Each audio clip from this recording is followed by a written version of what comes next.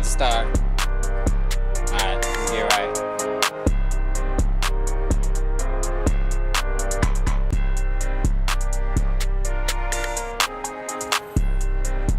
Alright. Alright, let's do it.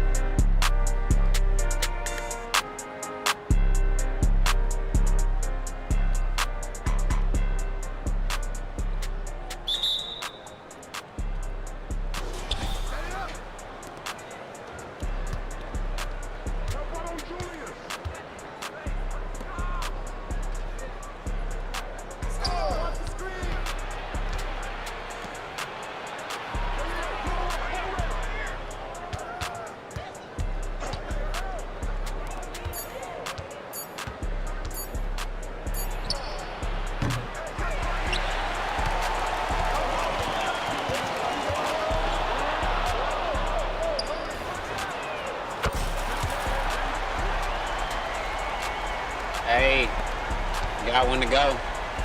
Early.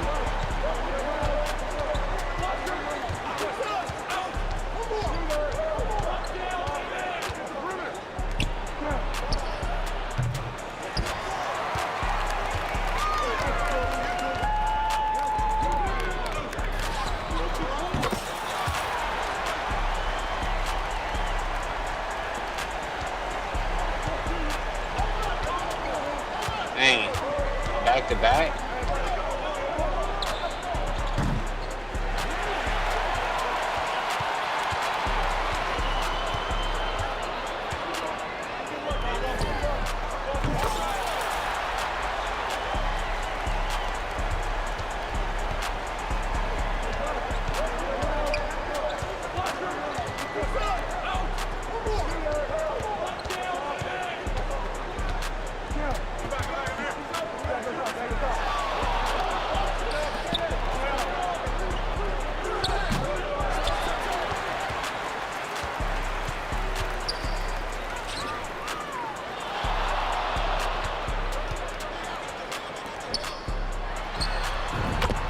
Hey, got the assist though.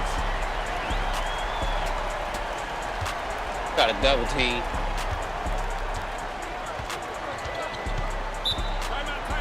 Motherfuckers don't want me to get takeover.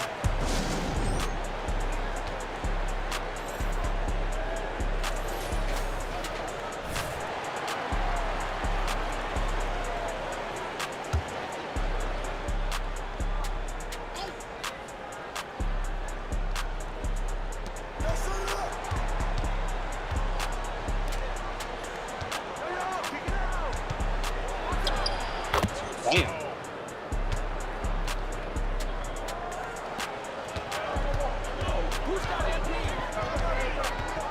Hey, 4 for 4.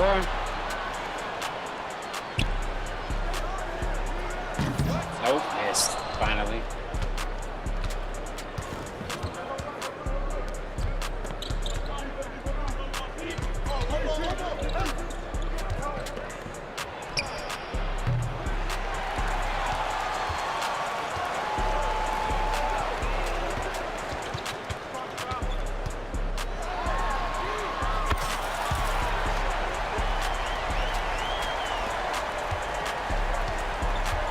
They can call the timeout this time.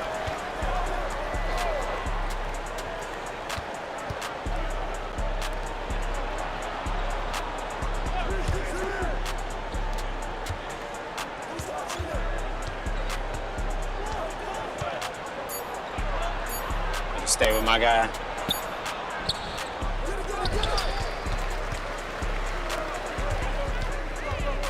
Okay.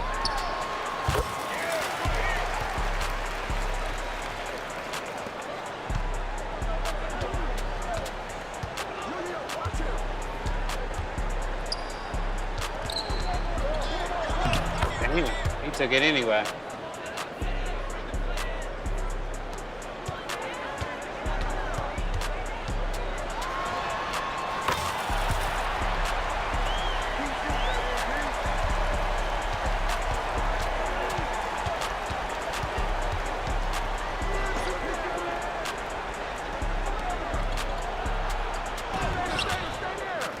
Dang.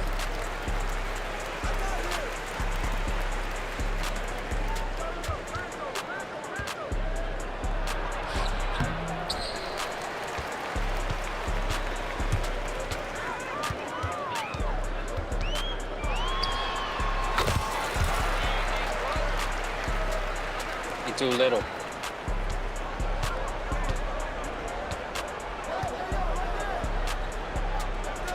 There we go.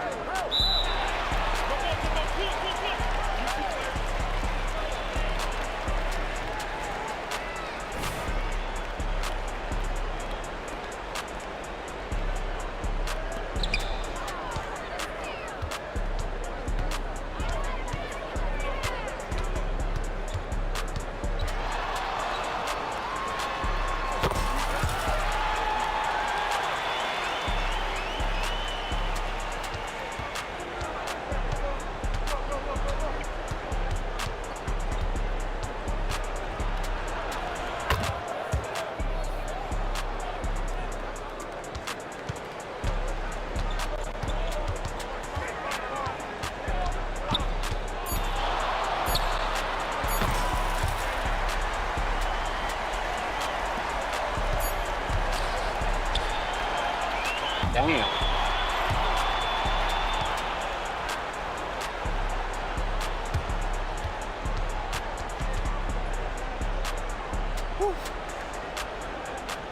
He tired. I'm fucking tired. Let's keep it up.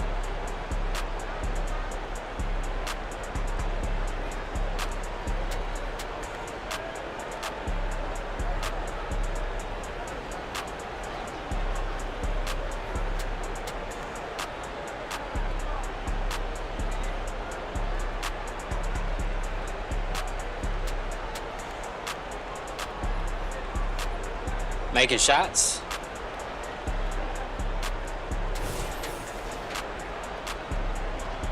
What did I need to work on? I can't remember. Oh yeah. Wasn't that?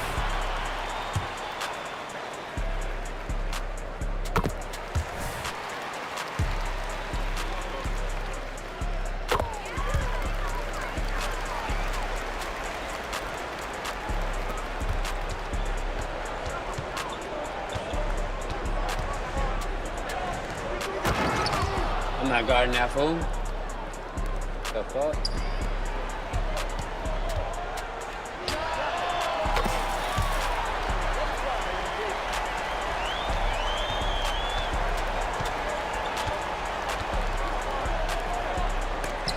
Hey, I got some.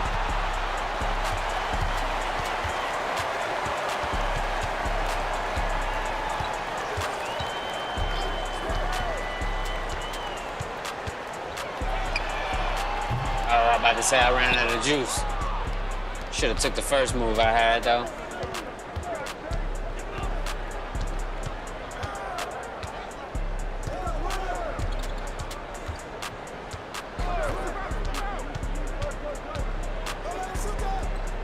Why would I reach so late?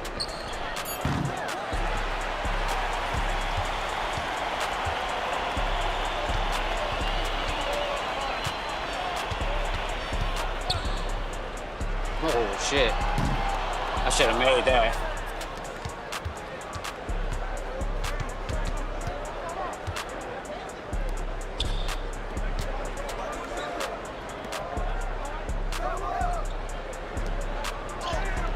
Yeah, I'll let him take it.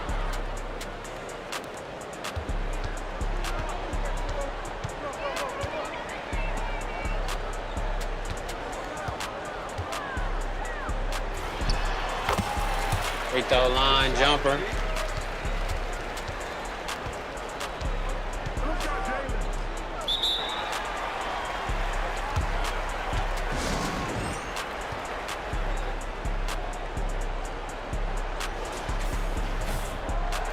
Coach trying to coach him up.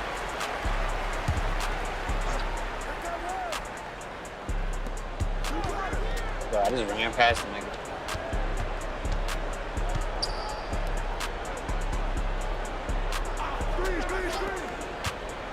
He got me. He ain't make it though.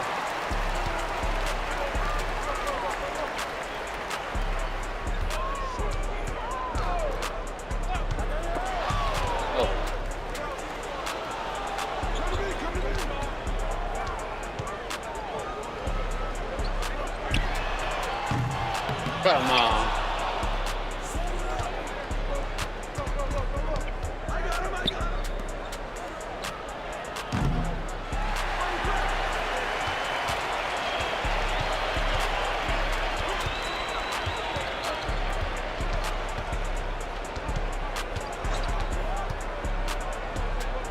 Let's go, man. Fuck.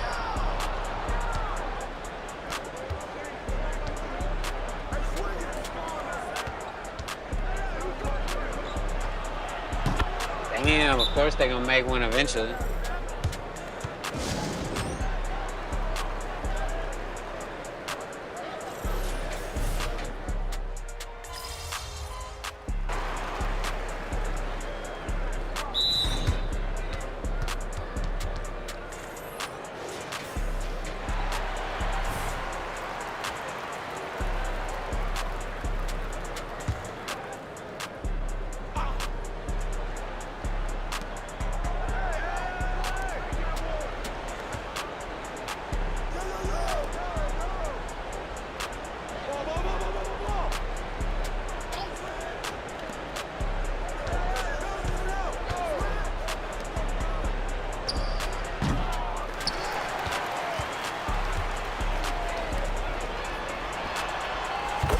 Finally.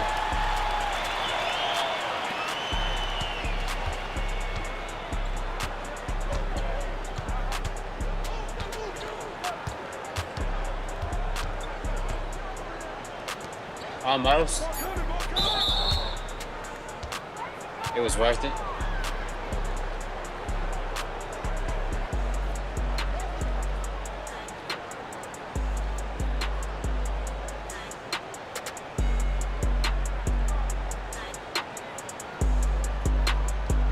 Take a break. Take a break. 2 shots.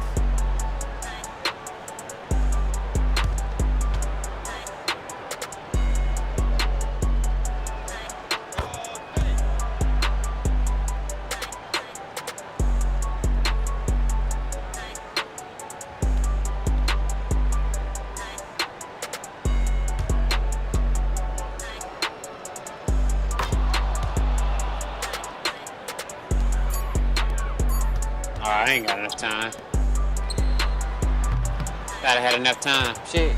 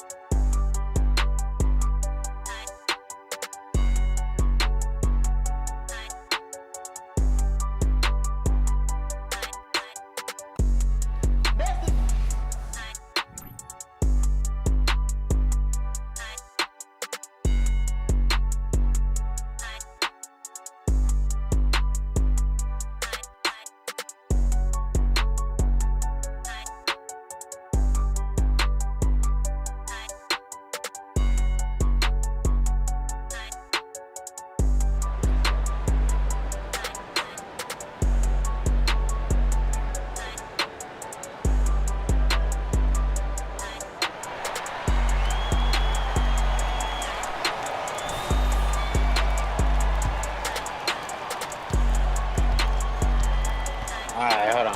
Shit. I ain't even paying attention. I'm looking for videos. You know what I'm saying?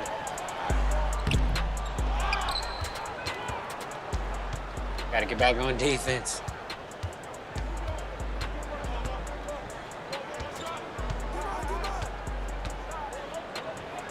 Is this 5 out?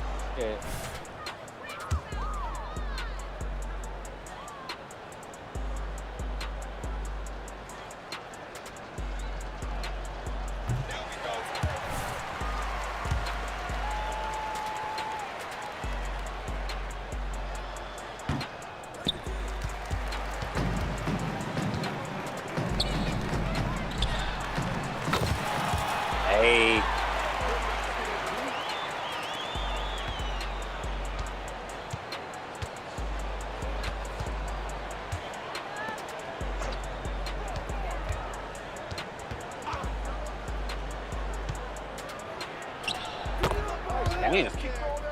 Clemson.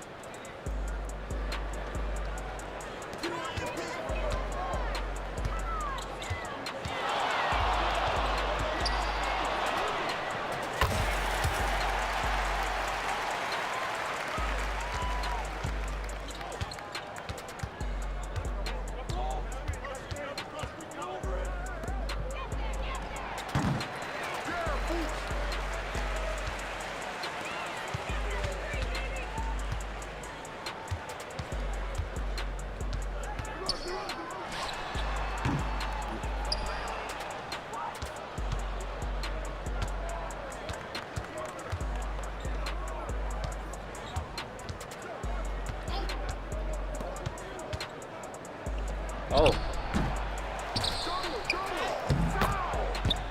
Dang, big body.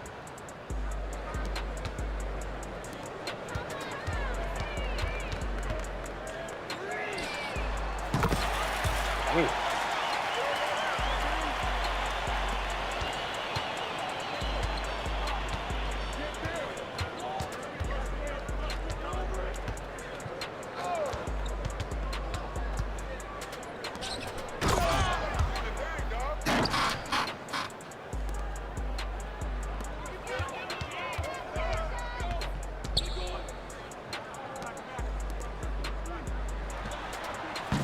Dang. Oh, that's what I gotta work on, my catch and shoot. All right.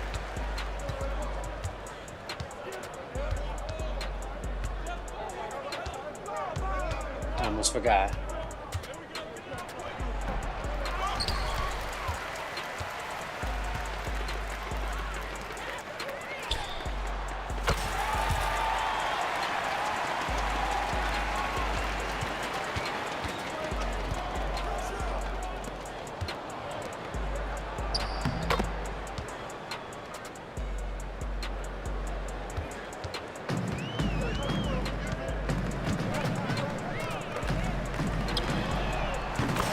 There we go.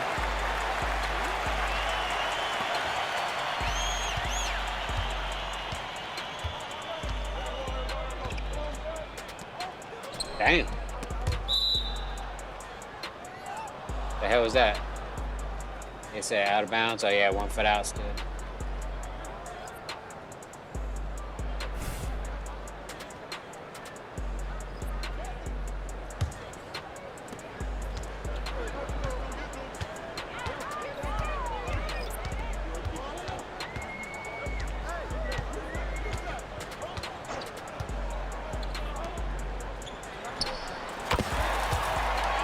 Weak ass play.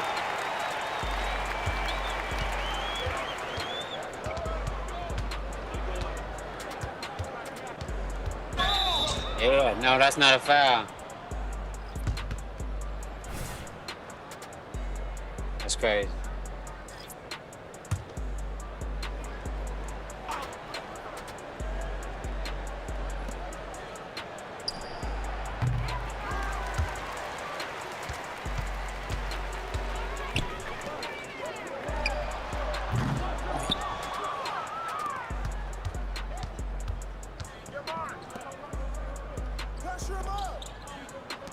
Damn, that's a good pass.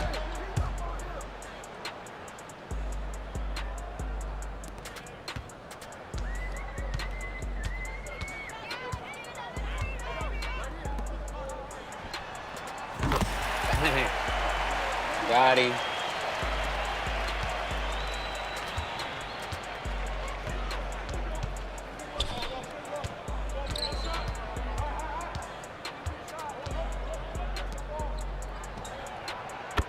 Steals in this game is so bad, though.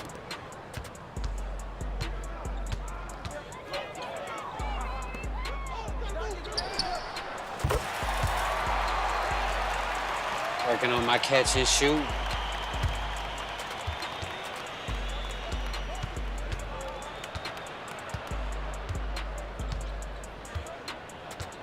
They don't want to play no more? Hold on. I'm gonna take the last shot. They still are gonna get it. Shoot it.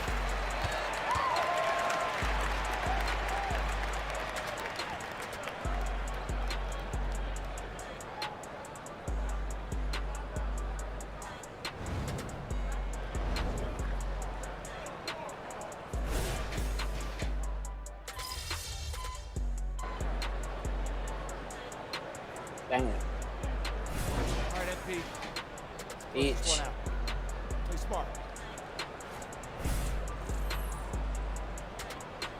Hey.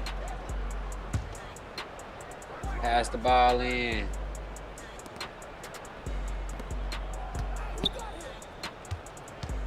Nigga ain't shooting it from out there.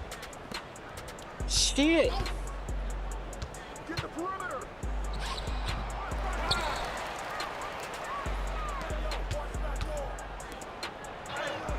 Hell no, he ain't getting in front of that white boy.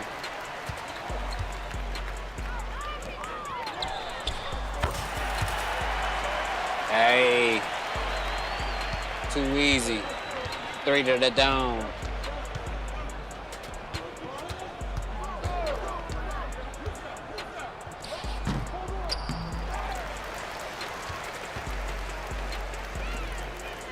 Hey, too easy. Working on my catch and shoot, my footwork. Cause I ain't dribbling.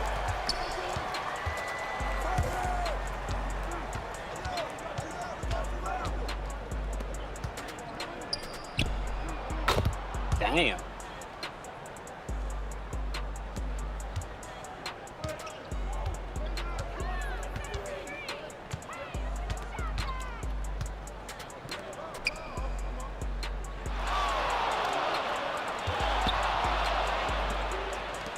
Damn, bro, pass it back. Fuck it. I'll shoot it.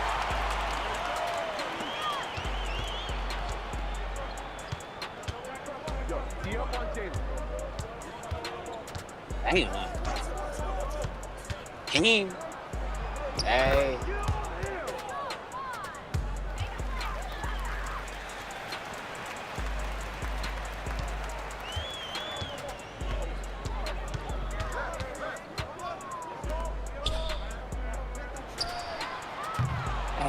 Should have let it go the first time. Fucking pump faking.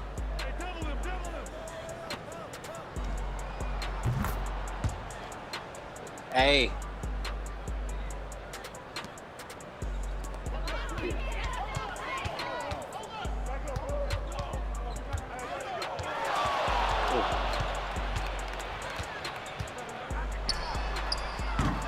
I'm just fucking with him now.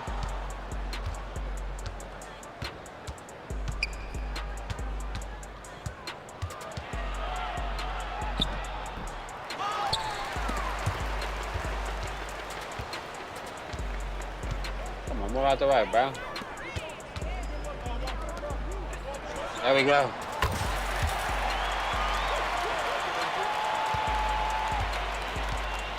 Catch and shoot, God.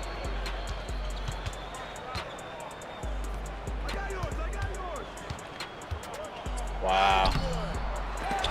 About to say, this nigga about to get his own rebound, too. Oh, shit. That was nice.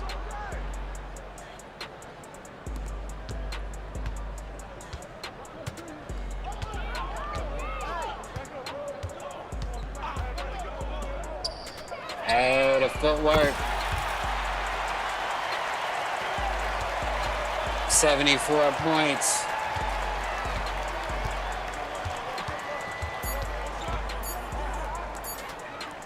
I ain't finna shoot it. I'll be right back. Give me a second. That's what we do, baby.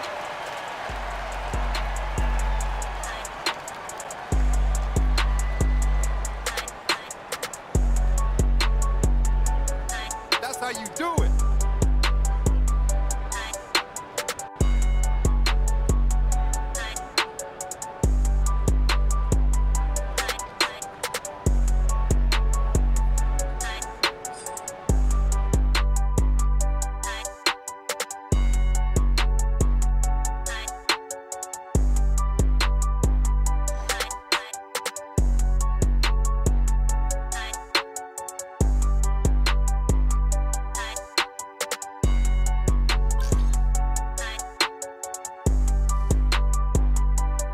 Hey, what I get?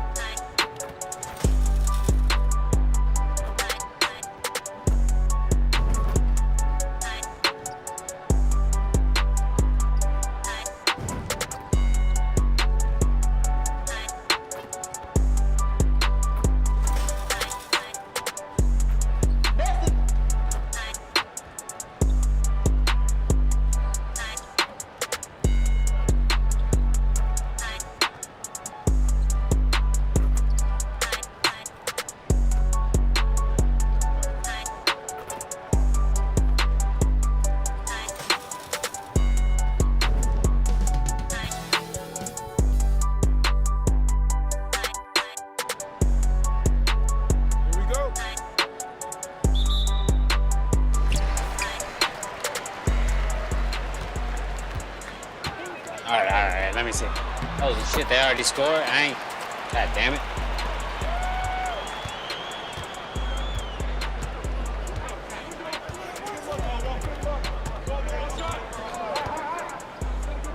Shoot it.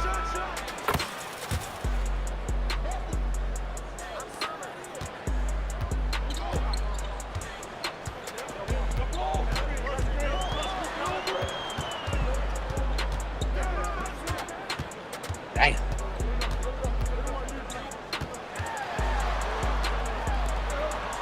That nigga got it. Oh, killed me. That's a block, man. I got the ball. 2K. That's a block, though.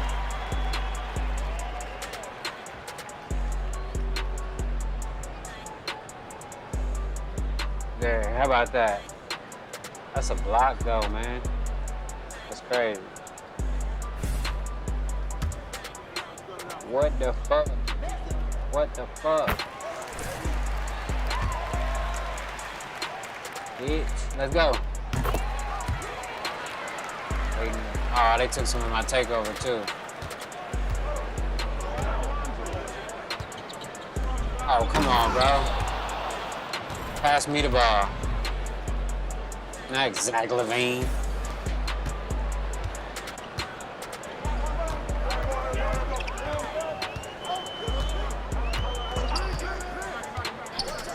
Damn. Wide open.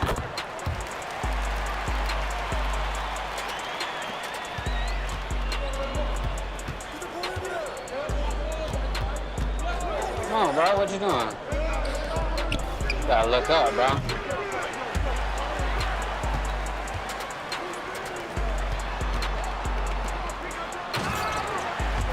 Damn. We finna lose.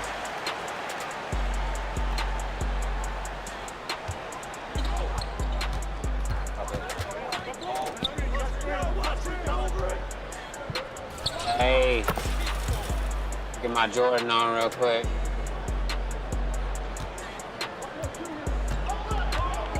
Slash Kobe.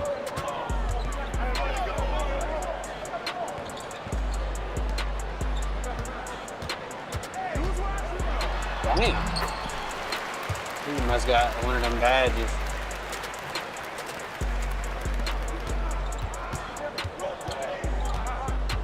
Ooh. Okay.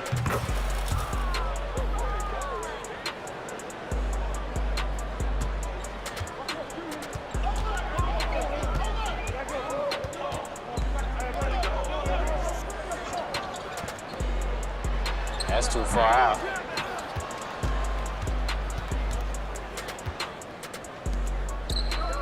They're trying to double.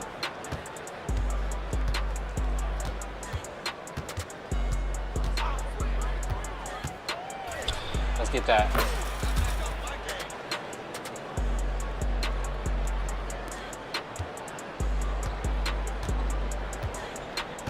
Took the lead too. Hey.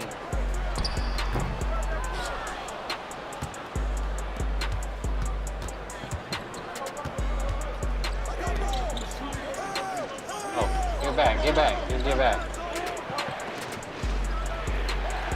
Oh my. That's crazy. The ones you're supposed to make. I'm gonna foul him, huh? Okay, good. Damn.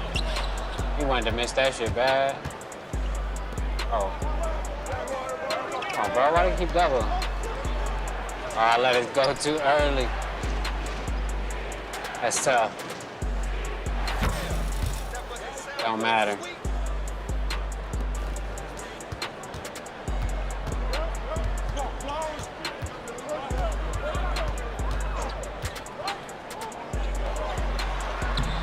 I'd say somebody else get his ass. I took the lead back, so fuck it. Hey.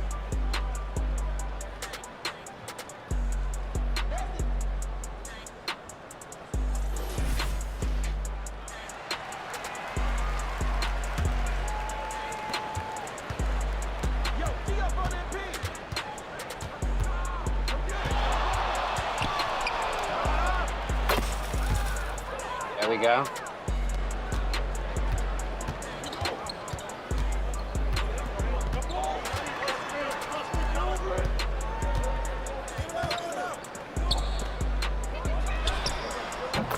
Damn.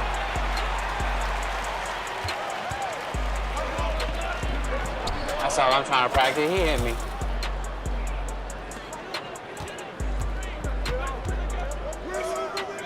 Hey.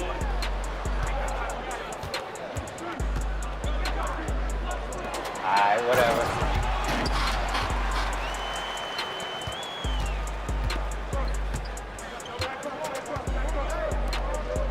Damn, I let that shit go fast.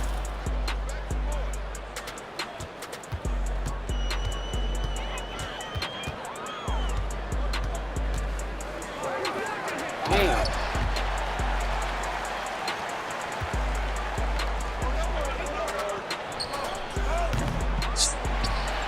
Crazy. The ones I think I'm gonna make, I miss. Crazy.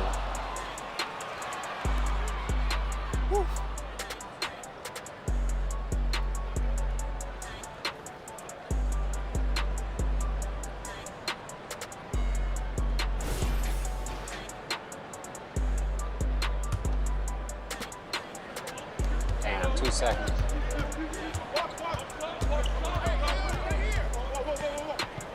Too little.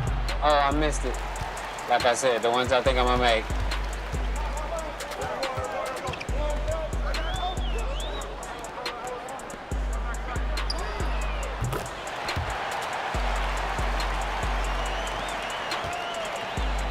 Man, he could have stole that. They really want a double.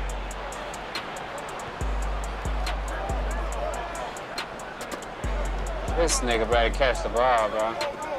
They doubling every time. Fuck it. Can't even catch and shoot.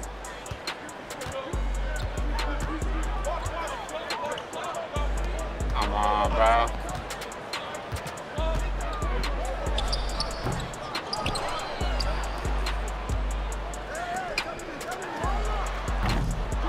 It's 2 in a row, that's what y'all get. Hey.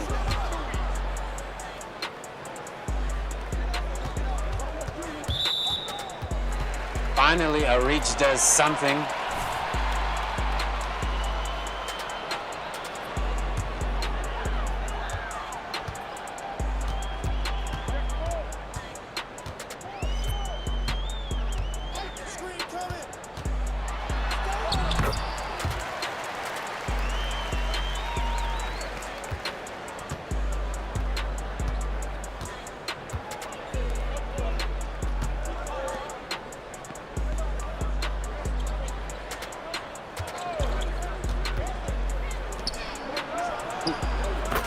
Too easy.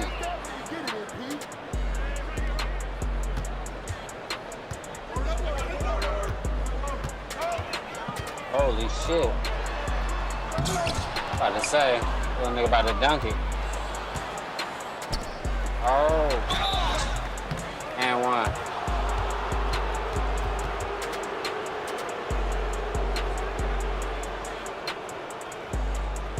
I kind of like it the other way, don't you? Let's see. Yeah. Better. Yeah, look like I'm throwing. Oversaturated, maybe. Yeah. Ooh. I care. I'm the one that cares, apparently.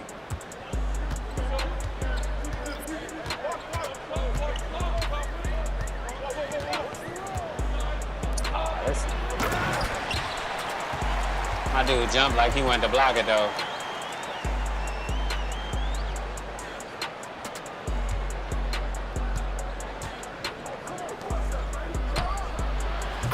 Dang, that's what I'm talking about. Reggie Miller type shit. Reggie.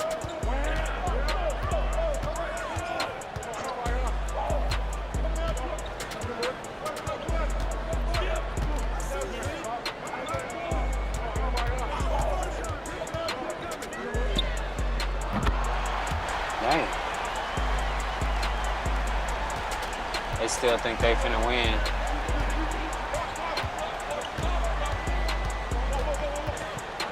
Don't give me the ball, bro. You taking too long. Oh, fuck. At least I got the assist, though.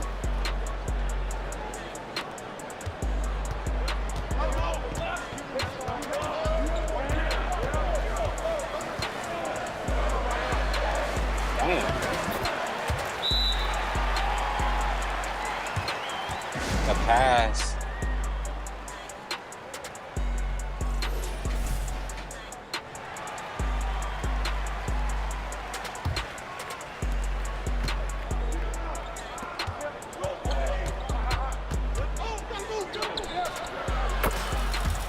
There we go.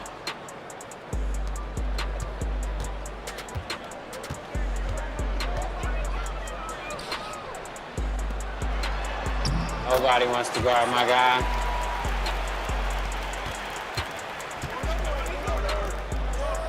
There we go.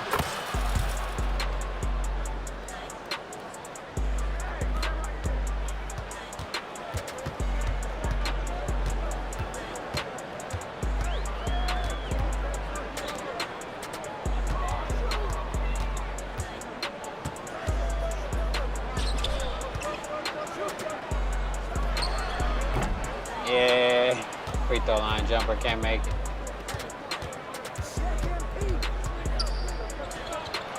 Hey.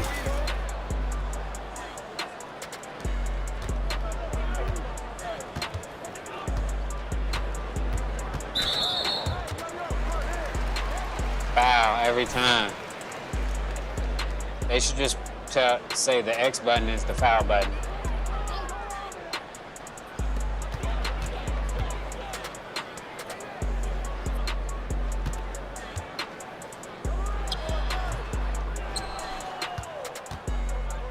I'm running hard as hell. Bam!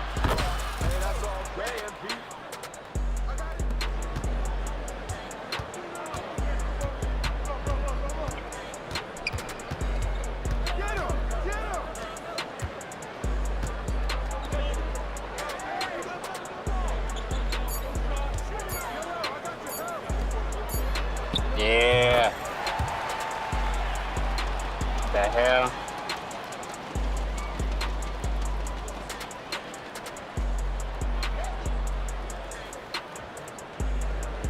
Shit crazy.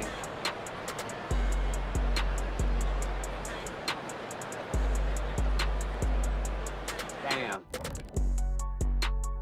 Hold on, I'll be right back.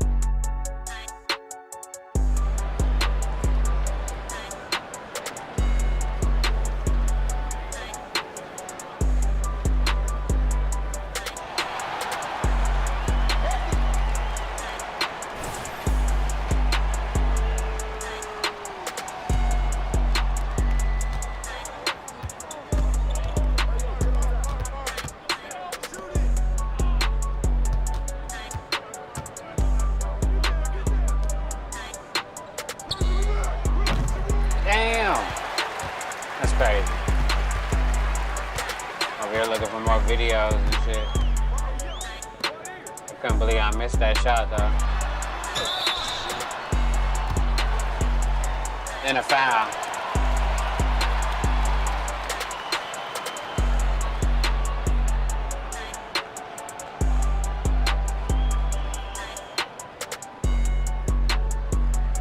Shooting two.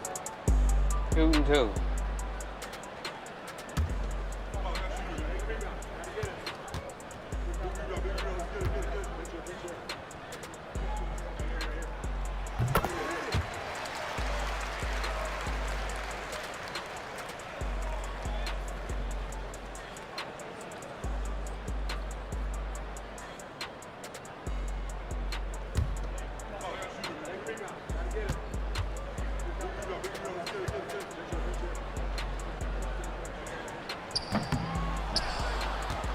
This might be something we can watch right now. Shit.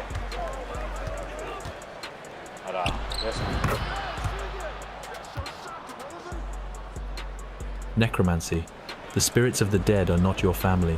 Those who are summoned at a seance are the sinister children of the serpent. They feed you lies in an attempt to misguide you. By communing with the crooked, you are selling your soul. There is no wisdom from the deceased. There is no knowledge from the ground. There is no fortune in decay. There is only death. In this video, I am to discuss necromancy, with the goal to entice people to read the works within the Bible, so that they may follow more closely the Word of God. If you enjoyed the contents of this video, please remember to like, and if you would want to see more, subscribe. Where the hell is he going? To understand the post me origins up? of summoned spirits, we will start at the beginning. Genesis is the first book of the Old Testament, in which the events of Noah's flood can be found. The reason for the removal of all, except 8, was due to the corruption that had defiled man. This corruption had been born from an unholy communion when the sons of God came into the daughters of men.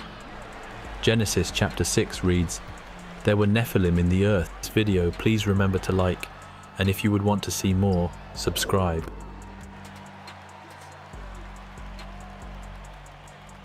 To understand the origins of summoned spirits, we will start at the beginning. Genesis is the first book of the Old Testament, in which the events of Noah's flood can be found. The reason for the removal of all, except 8, was due to the corruption that had defiled man. This corruption had been born from an unholy communion when the sons of God came into the daughters of men. Genesis chapter 6 reads, "There were Nephilim in the earth in those days, and also after that, when the sons of God came in unto the daughters of men, and they bare children to them. The same became mighty men which were of old, men of renown." The Nephilim were giants, who erupted from their mother's womb and began spreading across the face of the earth. The described events of their creation can be read within the Book of Enoch.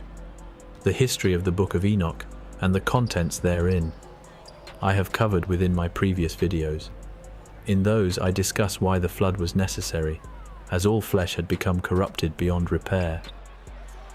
Quote, "The importance of how Noah was perfect and what made him perfect is revealed when reviewing the Hebrew text. In verse 9, we read that Noah was righteous and blameless. This word translated as blameless is the Hebrew word tamim. It means without blemish, sound, healthful, without spot, unimpaired. It describes a lack of physical blemish. The use of the word suggests that Noah did not have the same genetic difference that the majority of the population of the earth had. Noah had no tarnished genetic changes brought about by the fallen angel's invasion or incursion into the human species." End quote. When all that held the breath of life had perished, their souls remained on earth. As they were created outside of God's will, they were neither bound for heaven nor hell. They are to remain until the day of the Lord is upon us, when both the living and the dead shall be judged. The Nephilim were an attempt from Satan and those that follow him to corrupt the seed of man, so that the head of the serpent could not be crushed by the one who would be sent to destroy him.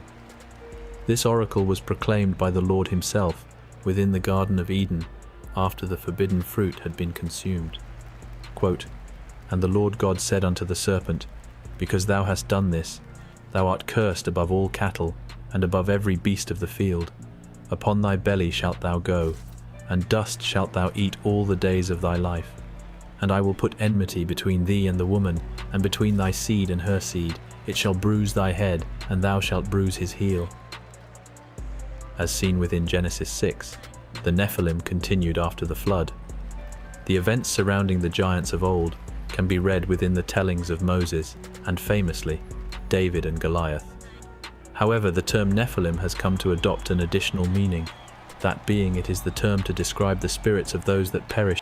Enmity between thee and the woman, and between thy seed and her seed. It shall bruise thy head, and thou shalt bruise his heel.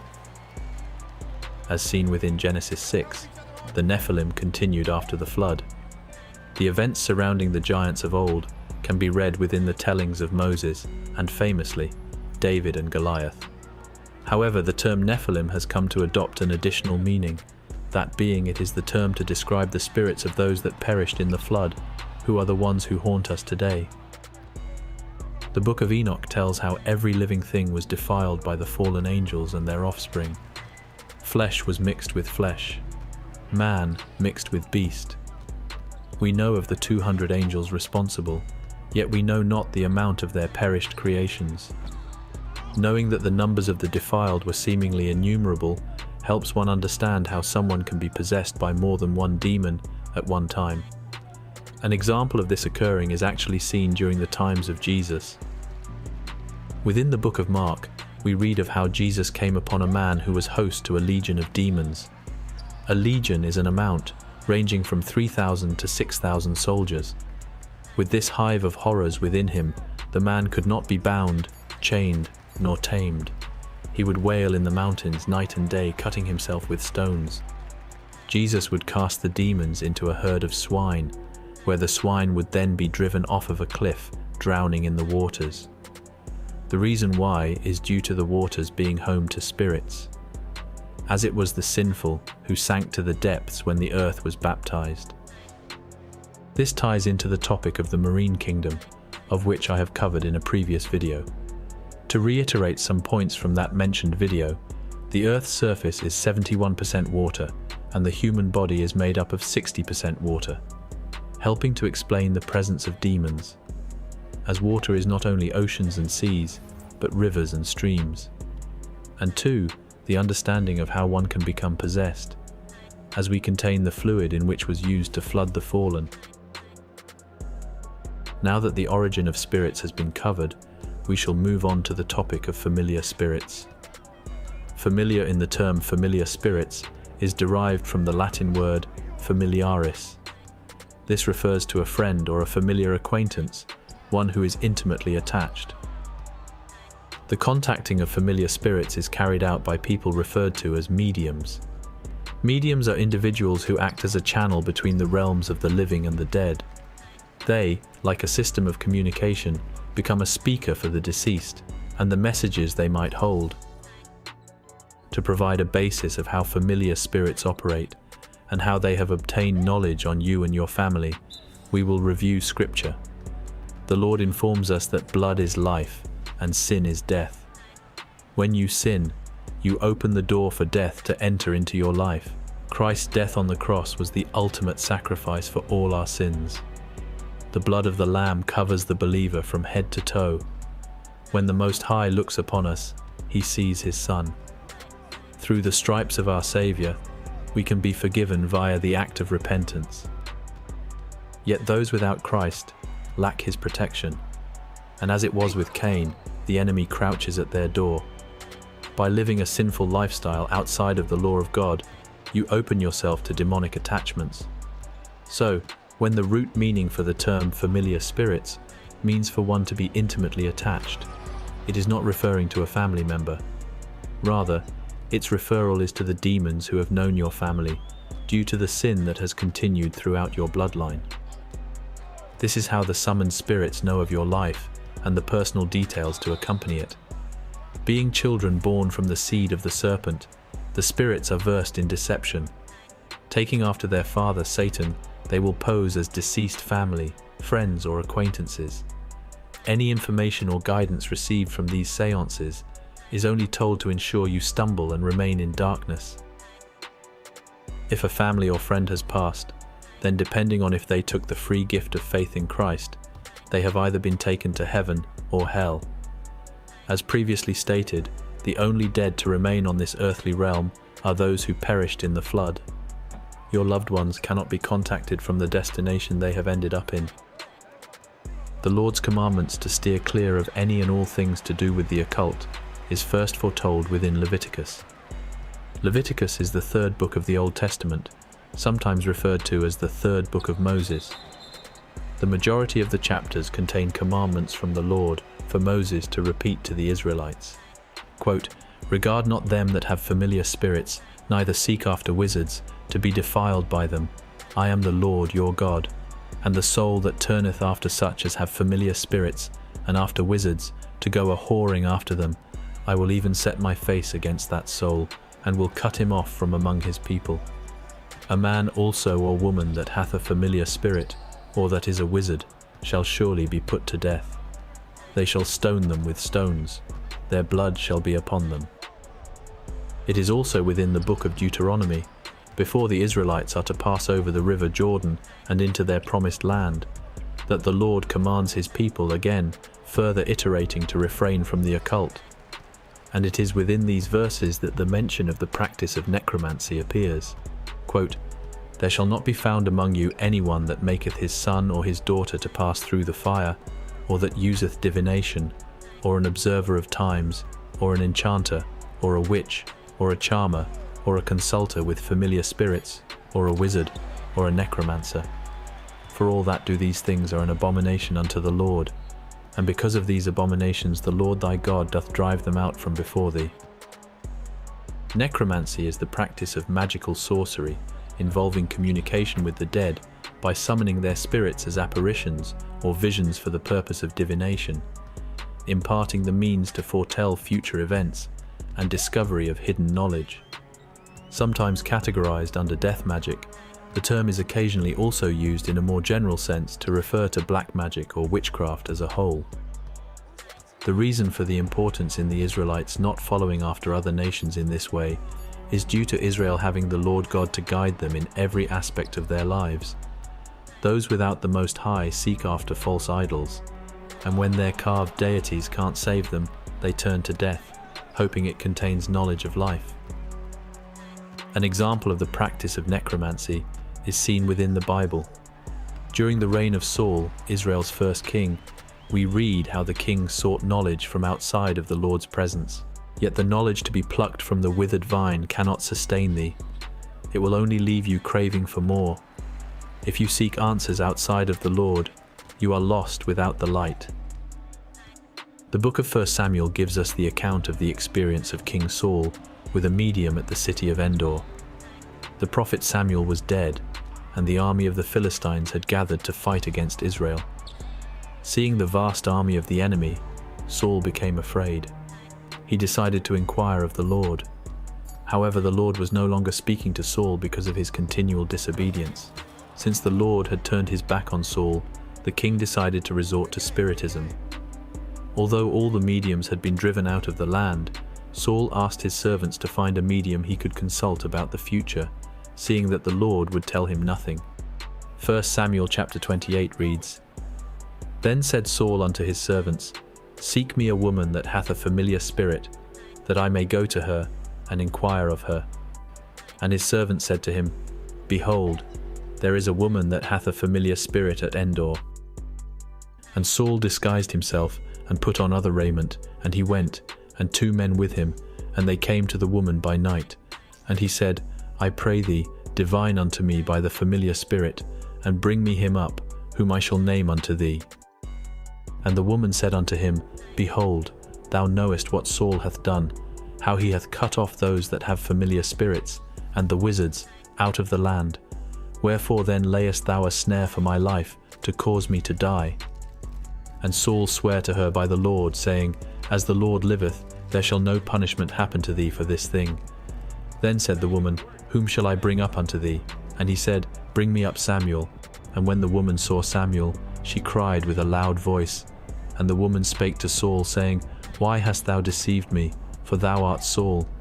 And the king said unto her, Be not afraid, for what sawest thou? And the woman said unto Saul, I saw gods ascending out of the earth. And he said unto her, What form is he of? And she said, An old man cometh up, and he is covered with a mantle.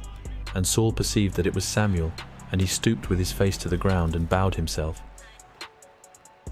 From this account, we understand that beings appearing as gods came up out of the earth.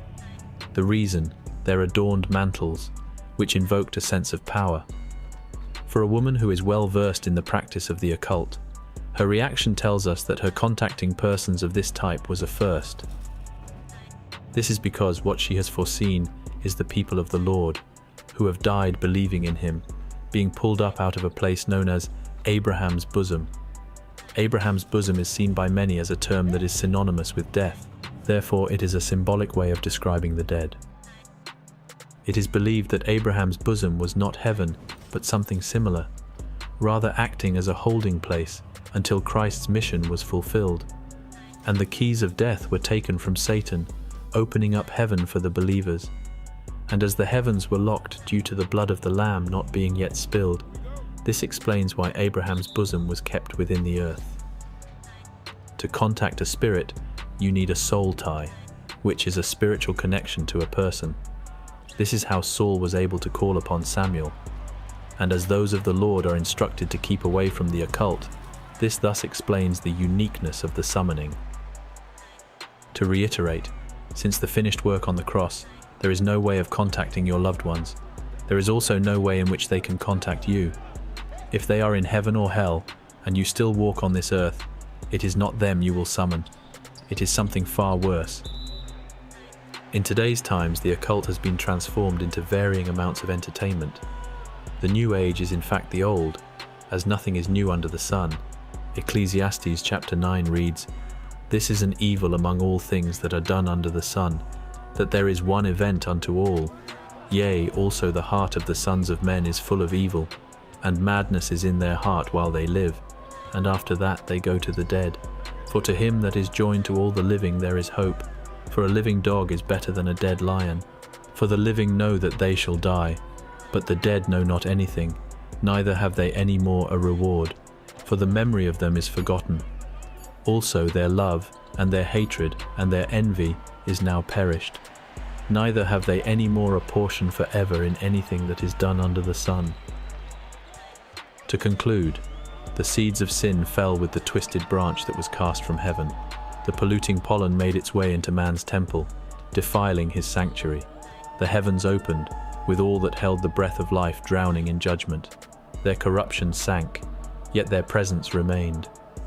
Until the seals are shattered, the Nephilim will be contained on earth, living in the waters of their damnation. To commune with them is to commune with their father, the devil. As mentioned in the beginning of this video, the aim is to get you interested in the works of the Bible. If your interest has been piqued, then please read. There you go. That's a good one.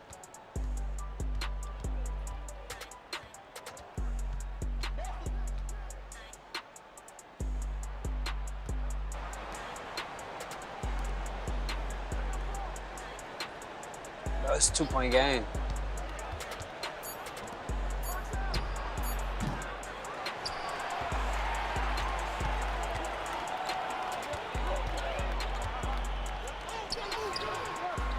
Damn. Fucking airball that bitch.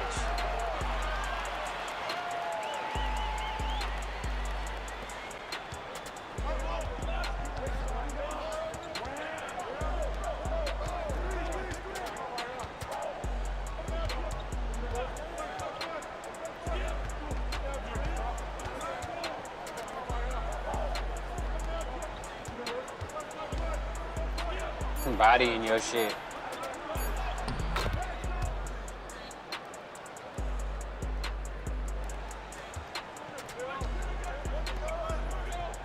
Oh yeah, I'm supposed to be catch and shoot.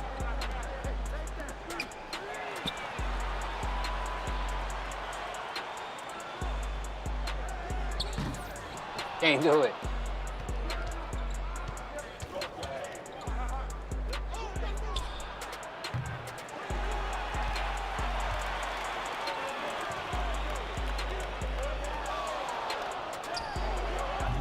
Damn, missing everything now.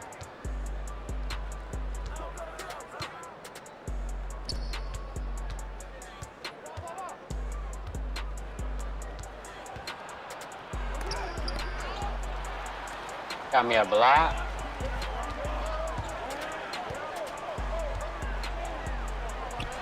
And a 3. There we go.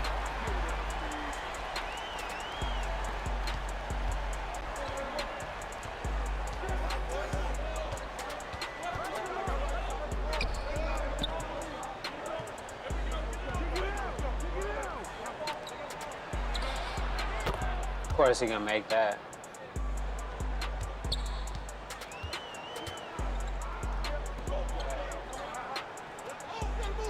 let you get back, bro.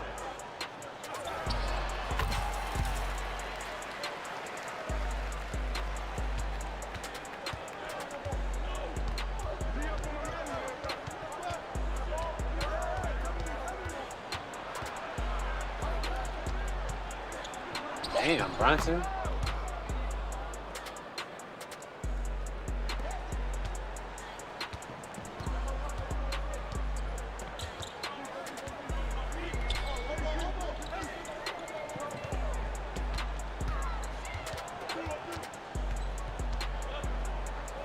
He's too little.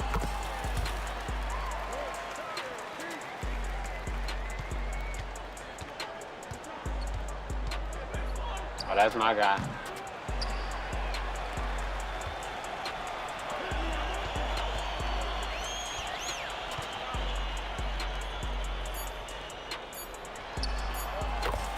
There we go. I need to catch and shoot.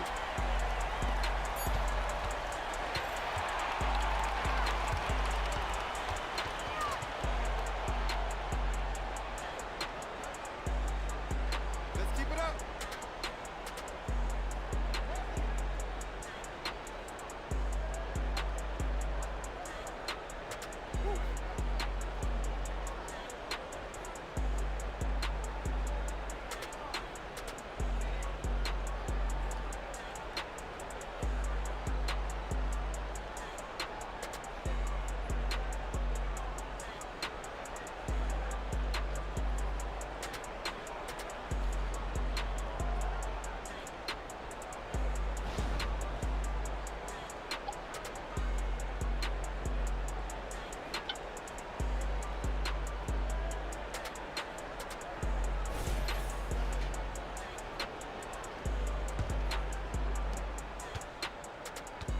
Oh, it's me. I got the ball.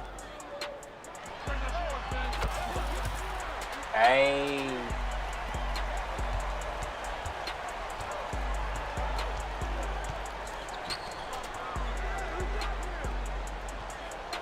I'm all in the fucking stands and shit.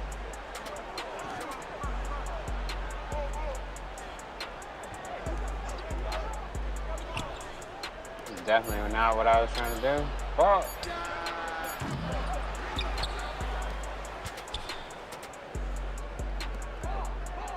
Fucking ruining my takeover, bro.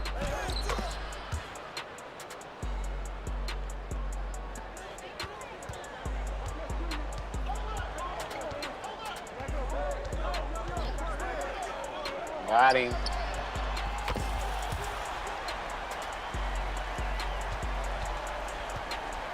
Healed him.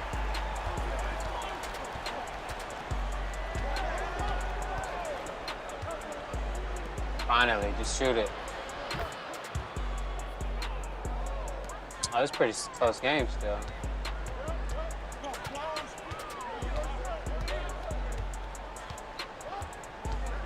Fuck this. Take it too long.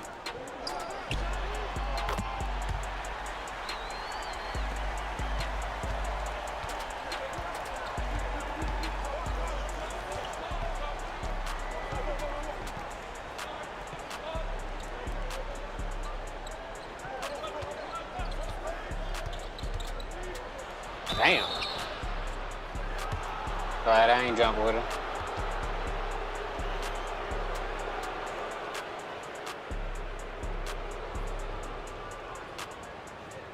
Oh yeah, I gotta go through all this shit again.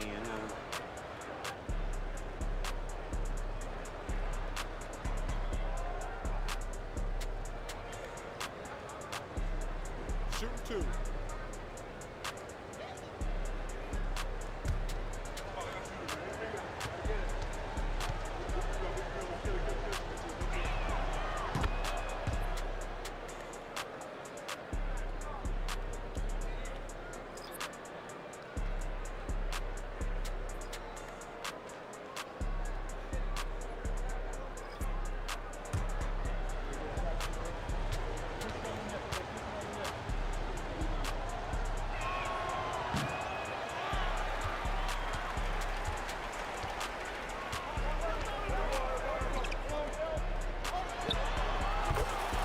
Hey, corner specialist.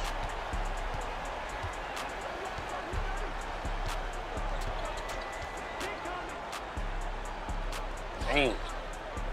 Hit me so hard on the pick, I had to switch.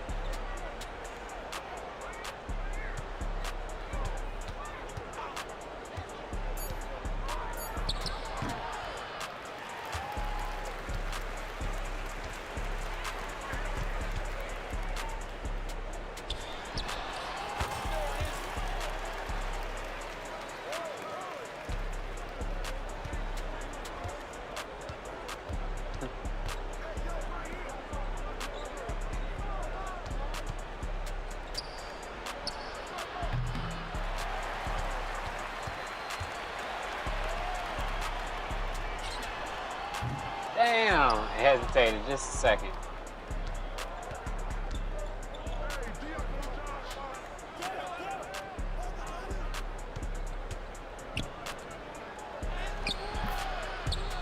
Damn. Fuck did he make that? The Joe Rogan Experience. And wondering what the potential for the future is and whether or not that's a good thing. Let's keep it up. I think it's going to be a great thing, but I think it's not going to be all a great thing. And that is where I think that's where all of the complexity comes in for people. It's not this like clean story of we're going to do this and it's all going to be great. It's we're going to do this, it's going to be net great, but it's going to be like a technological revolution. It's going to be a societal revolution. And those always come with change. And even if it's like net wonderful, there's things we're going to lose along the way. Some kinds of jobs, some kind of parts of our way of life, some parts of the way we live are going to change or go away. And no matter how tremendous the upside is there, and I believe it will be tremendously good. There's a lot of stuff we got to navigate through to make sure. That's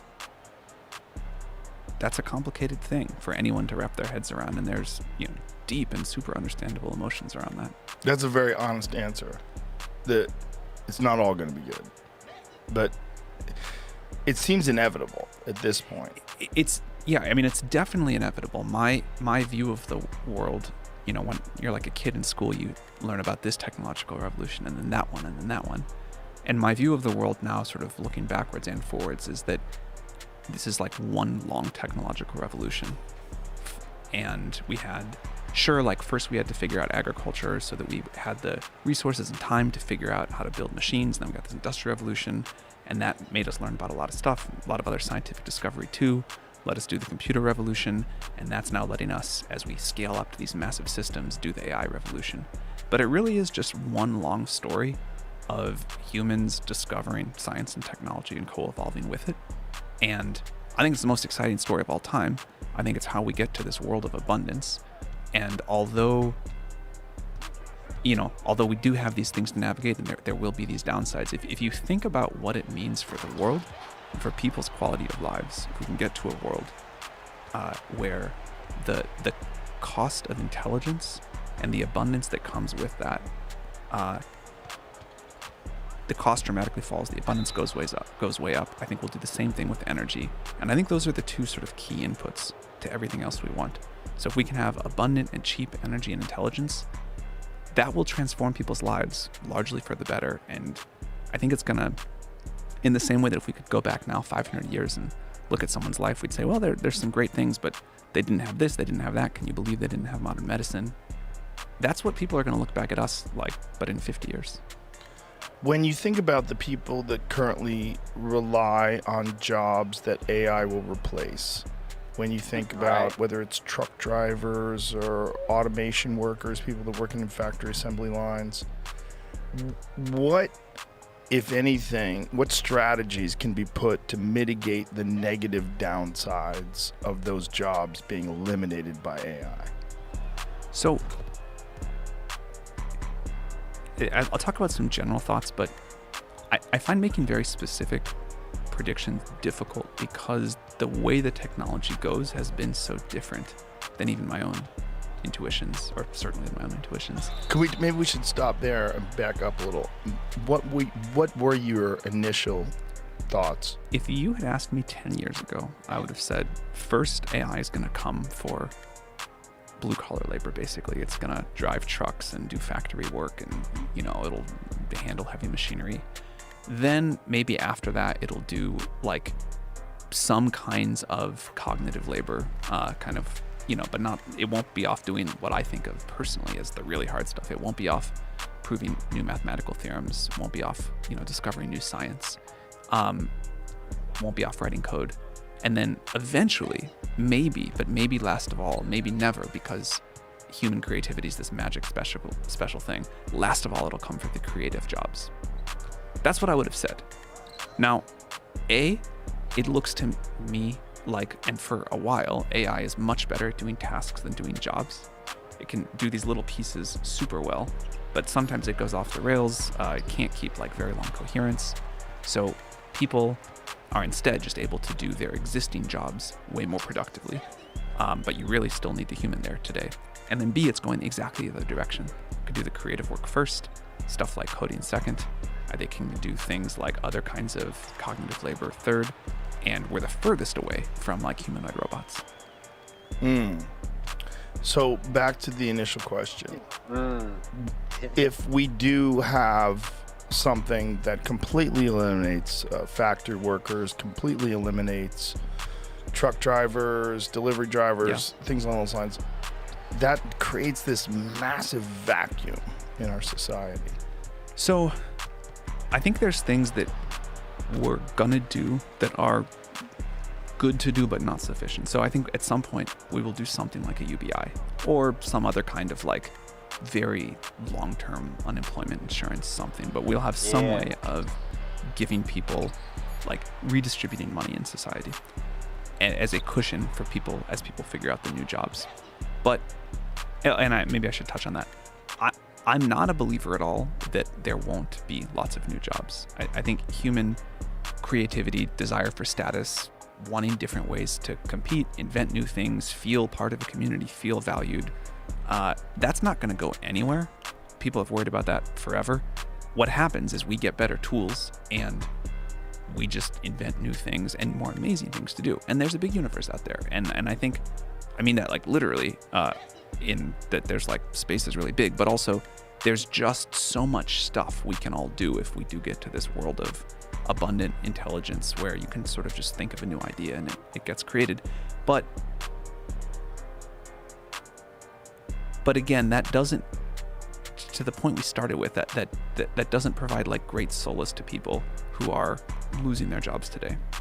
So saying there's going to be this great indefinite stuff in the future, people are like, what are we doing today? So, I think we will, as a society, do things like today? UBI and other ways of redistribution, but I don't think that gets at the core of what people want. I think what people want is like agency, self-determination, the ability to play a role in architecting the future along with the rest of society, the ability to express themselves and create something meaningful to them. And also, I think a lot of people work jobs they hate. And I think we as a society are always a little bit confused about whether we want to work more or work less. But somehow that we all get to do something meaningful and we all get to play our role in driving the future forward. That's really important. And what I hope is as those long-haul truck driving jobs go away, which, people have been wrong about predicting how fast that's going to happen, but it's going to happen. We figure out not just a way to truck driving is solve over. The economic problem by like giving people the equivalent of money every month, but that there's a way that, and we've had a lot of ideas about this, there's a way that we like share ownership and decision making over the future. A thing I say a lot about AGI is that everyone realizes we're going to have to share the benefits of that, but we also have to share like the decision making over it and access to the system itself. Like I'd be more excited about a world where we say, rather than give everybody on Earth like 1/8 billionth of the AGI money, which we should do that too, we say you get like 1/8 billionth of a 1/8 billionth slice of the system. You can sell it to somebody else, you can sell it to a company, you can pool it with other people, you can use it for whatever creative pursuit you want, you can use it to figure out how to start some new business. And with that, you get sort of like a voting right over how this is all going to be used. And so the better the AGI gets, the more your little 1/8 billionth ownership is worth to you. We were joking around the other day on the podcast where I was saying that what we need is an AI government. We should have What does that an mean? AI AI president government. and have AI Just run make all the things. decisions? Yeah, have something that's completely unbiased, absolutely rational, has the accumulated knowledge of the entire human history Yeah. at its disposal, including all knowledge of psychology and psychological study, including UBI, because that comes with a host of, pitfalls and issues that people have with it. So I'll say something there. I think we're still very far away from a system that is capable enough and reliable enough that any of us would want that. But I'll tell you something I love about that. Someday, let's say that thing gets built. The fact that it can go around and talk to every person on Earth, understand Right. their exact preferences at a very deep level, how they think about this issue and that one, and how they balance the trade-offs and what they want, and then understand all of that and like collectively optimize for the collective preferences of humanity or of citizens of the US. That's awesome. As long as it's not co-opted, right? Our government currently is co-opted. That's for sure. We know for sure that our government is heavily influenced by special interests.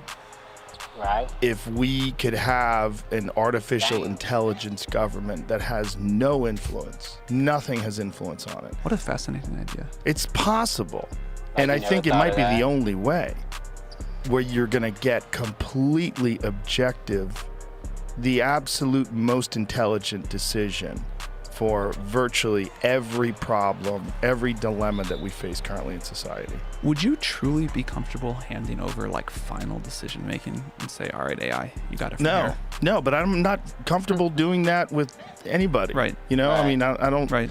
I was The way it is uncomfortable with now. the Patriot Act. I'm uncomfortable with Totally. many decisions that are being made. It's just there's so much obvious evidence that decisions that are being made are not being made in the best interest of the overall well of the people. It's Right. being made in the decisions of whatever gigantic corporations that have donated to and whatever the military industrial complex and pharmaceutical Exactly. industrial complex and then just the money. That's really what we know today, that money has a massive influence on our society and the choices that get made and the overall good or bad for the population. Yeah, I have no disagreement at all that the current system is super broken, not working for people, super corrupt, and for sure, like, unbelievably run by money. Yeah. And I think there is a way to do a better job than that with AI in some way, but and this might just be like a factor of sitting with the systems all day and watching all of the ways they fail. We got a long way to go. A long way to go, I'm sure. But when you think of AGI, when you think of the possible future, like where it goes to, do you ever extrapolate? Do you ever like sit and pause and say, well, if this becomes sentient and it has the ability to make better versions of Yeah. itself, how long before we're literally dealing with a god? So the way that I think about this is, it used to be that like AGI was this very binary moment. It was before and after. And I think I was totally wrong about that. And the right way to think about it is this continuum of intelligence, this smooth exponential curve, back all the way to that sort of smooth curve of technological revolution. The amount of compute power we can put into the system, the scientific ideas about how to make it more efficient and smarter, to give it the ability to do reasoning, to think about how to improve itself, that will all come. But my model for a long time, I think if you look at the world of AGI thinkers, there's sort of two, particularly around the safety issues you're talking about, there's two axes that matter. There's the what's called short timelines or long timelines. To the first milestone of AGI, whatever that's going to be. Is that going to happen in a few years, a few decades, maybe even longer? Although at this point, I think most people are a few years or a few decades. And then there's takeoff speed. Once we get there, from there to that point you were talking about where it's capable of the rapid self-improvement, is that a slow or a fast process? The world that I think we're in, and also the world that I think is the most controllable and the safest, is the short timelines and slow takeoff quadrant. And I think we're going to have, there were a lot of very smart people for a while who were like, the thing you were just talking about happens in a day or 3 days. And that doesn't seem likely to me given the shape of the technology as we understand it now. Now, even if that happens in a decade or 3 decades, it's still like the blink of an eye from a historical perspective. And there are going to be some real challenges to getting that right. And the decisions we make, the sort of safety systems and the checks that the world puts in place, how we think about global regulation or rules of the road from a safety perspective for those projects, it's super important because you can imagine many things going horribly wrong. But I feel cheerful about the progress the world is making towards taking this seriously. And, it reminds me of what I've read about the conversations that the world had right around the development of nuclear weapons. Damn.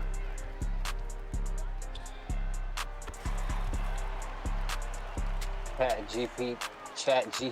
CPT? Chat CPT? My bad.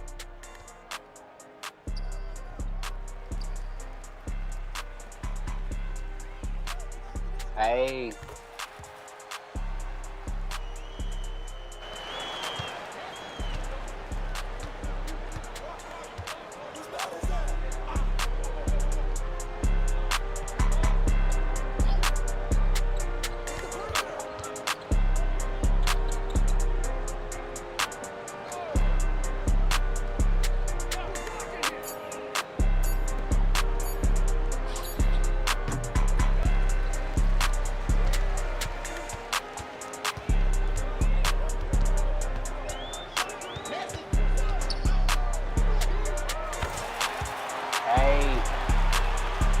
Behind the bike.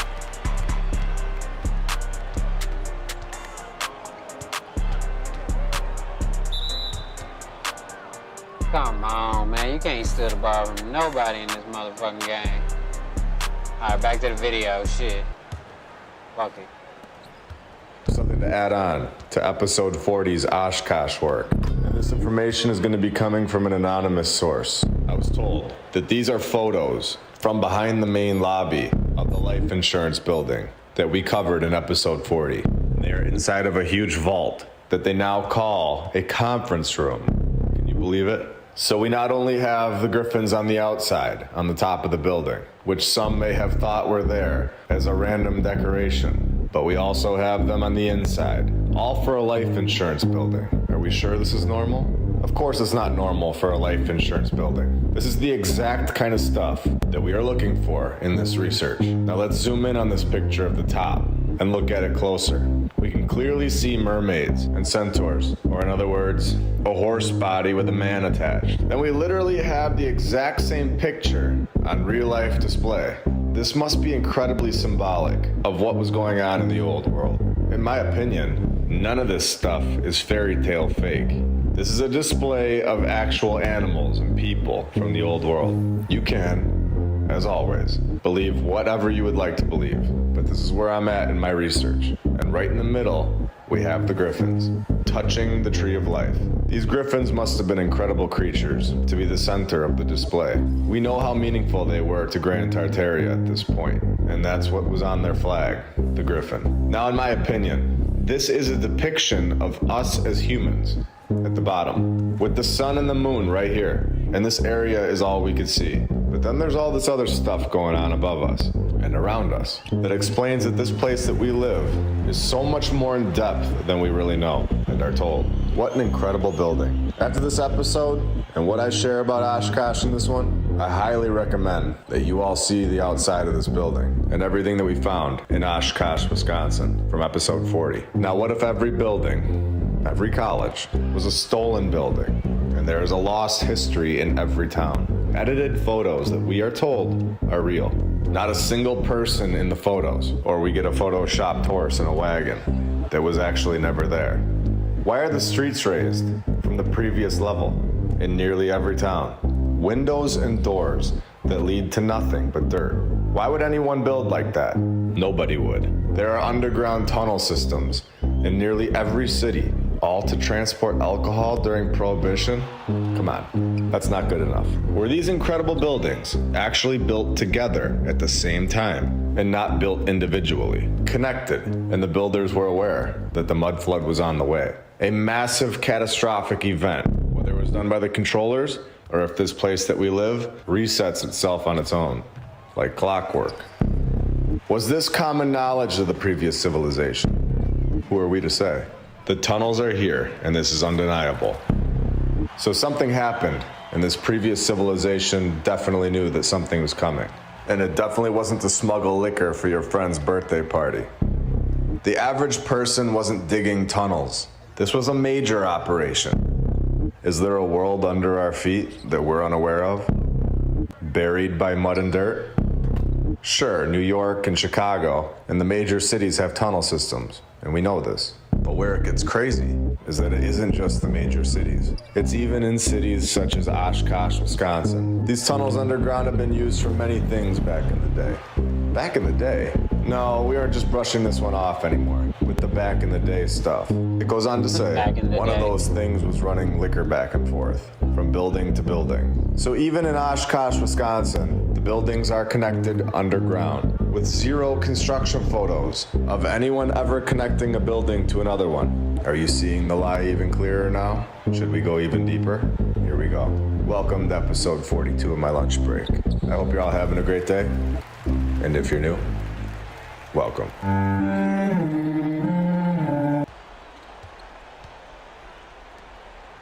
Brunson, Maddie Kevs, Christopher Arietta, Millicent, The Lady Lacey Show, Edwin Johnson, Home Guard Goes Hard, David and Sherry Ferguson, Chuck Templeton, and Nazir Premier. You guys are all awesome and helping this channel out a lot. Now, I mentioned Oshkosh in episode 40, and we went there and saw that they have griffins on the top of their building. Now, we know this town also has a tunnel system that connects all the buildings together. So when I was showing how the windows are all below the current ground level, this is what I'm talking about. There is a tunnel system. These buildings are so much bigger than we can see. And how deep are these tunnels? What is down there? And you know, something crazy is going on in Oshkosh, Wisconsin when you have massive military contracts awarded to Oshkosh Defense. On December 16th, 2022, Oshkosh Defense LLC announced that the U.S. Army placed a $543 million order.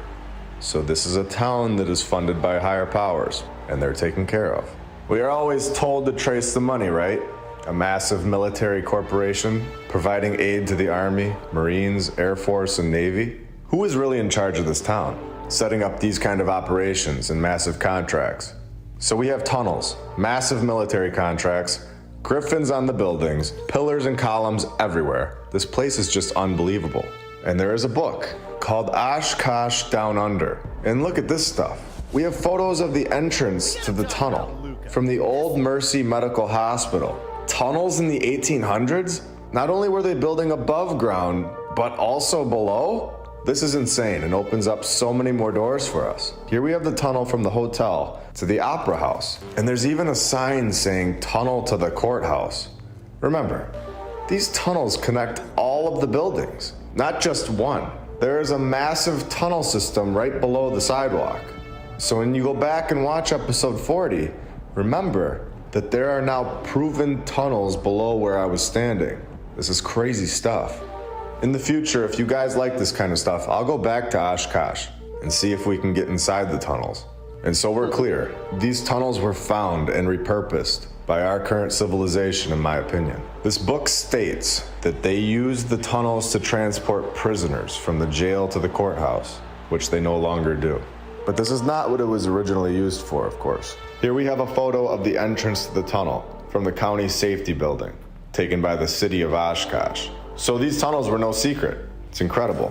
Now in 1944, we have a witness that states she was working for Gateway Valley Wholesale Liquor, located next to a private garage. She left for lunch one day and saw an area that was going down into the hotel. And this opened up into a tunnel, leading underneath the alley and into the hotel. She says that she remembers seeing glass cubicles that brought light down into the tunnel by using the sun, of course. And to prove her story to be true, There is a map below from the Sanborn Fire Insurance Map of 1903. So they had to report their map to the insurance company.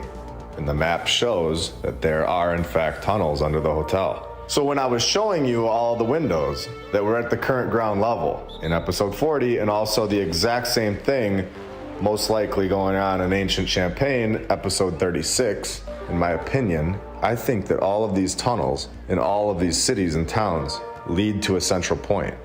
And I think that this point is where the Freemasons set up their lodge. I think the lodge is the central point of all the tunnels. But that's just where my opinion stands at the moment, based on all of my research. The police were the ones enforcing the prohibition. These tunnels lead from the courthouse to the jail, and all the places that were enforcing the prohibition, including the courthouse, and many other places, but my point is, this wasn't designed to smuggle alcohol by gangsters and bootleggers. You wouldn't design your tunnel to go right to the jail, or the courthouse, or the police station. These tunnels were used for a much different reason for the previous civilization. And how deep do these things go? Are there more that we don't know about? Are there buildings completely covered by the dirt that we can't see? And thank you to Shiny Penny on X for bringing this book and map to my attention. We now know that using the Masonic Temple as the starting point, if you plot the schools in the surrounding area of Oshkosh, you will see the pentagram symbol appear. Randomly, of course. No. I'm just pointing out facts here. You are always free to think whatever you like, of course, but we can see what's going on here. This is a clear operation. This is not by accident, in my opinion. And this is not the only town that this kind of stuff is taking place in. For example, we have the Ybor tunnels located in Tampa, Florida. There is no doubt that tunnels do exist under Ybor City, but their purpose is highly debated. The most common belief is that bootleggers or the Tampa Mafia dug the tunnels under many of the establishments along the city's main drag, connecting them to the port, allowing easy smuggling of shipments of liquor in and out of the city. So another narrative saying this was for smuggling liquor, with zero evidence, as this was just a common belief. Who says that this is a common belief? Who gets to decide that? This is not what I believe at all. Not even close. I believe that these tunnels were there before, found and repurposed possibly, but not created for alcohol smuggling. This is crazy. All over the world they use this crazy narrative, building massive tunnels that connect so many buildings together perfectly. All for alcohol? No way. A reminder, of course, that this was done by a civilization that rode around on horses and couldn't even build a road. Dirt roads, but incredible tunnel systems around the world. Give me a break. They couldn't even build a road on the ground. Why should we believe that they could create connecting massive tunnel systems below the ground, all over the world? All for alcohol? Did the prohibition even happen? Or is this just an attempt to explain away the tunnels that are everywhere? I know which way I'm leaning. And was there something that these tunnels had underground that we weren't allowed to see, or are possibly still there? Did they have the previous civilization's items, their technology? And of course, we all know about the Boring Company. Do you think this is the first time in the true history that humans have ever dug a tunnel? No, of course not. This is a classic example of using the previous civilization's technology and saying this is the first time. We really honestly don't come up with ideas very often. All of these things that we're told are invented in the last 200 years at rapid speeds, and are all things that the previous civilization already had. And was there only one previous civilization? Or has this happened many, many times before? And do you want to see how this works? Do you think this is a one-off? Would you like to see how the narrative is coming from a single source, telling the narrator what to say to us, lying and repeating the same story over and over and over, just like the news, being told what to say and not actually showing proof of anything, just guessing and telling us that it is common belief, never even seeing a bottle of alcohol down in one of these tunnels, and we just accept it. Well, not anymore. We're all allowed to question it and use common sense and use only facts to form how we look at things. The tunnels of Benicia. Not only are we given the exact same narrative as the other two tunnels, but we are also given the exact same words. Bootleggers transporting alcohol through the hidden tunnels in California. This is the exact same story, yet thousands of miles away from each other, from Oshkosh to Florida to California. How do they all know how to make perfect tunnels underground, but cannot build a road on the ground? Never a mistake, just perfect tunnels, all connecting to all of the buildings. Now, knowing this information, how can we even look at a building with windows under the current ground level the same ever again? And this paragraph is showing it to us again, that all of these things that we are suggesting make so much more sense than the crazy narrative that we are told, suggesting that there were people before us and that our narrative is lying to us about it for their benefit and to hold power over the people. Why would that be shocking? It isn't. It is also so much more believable than the crazy timeline that we are given. And the mistakes make it clear that there were dirt roads, yet there were perfect tunnel systems underground with no power tools. Who is transporting the people to these tunnel sites? An Uber? No. They were supposedly riding their horse home in time for dinner. Now, this paragraph states that arguably a more proper and kid-friendly explanation. Wait, before we continue.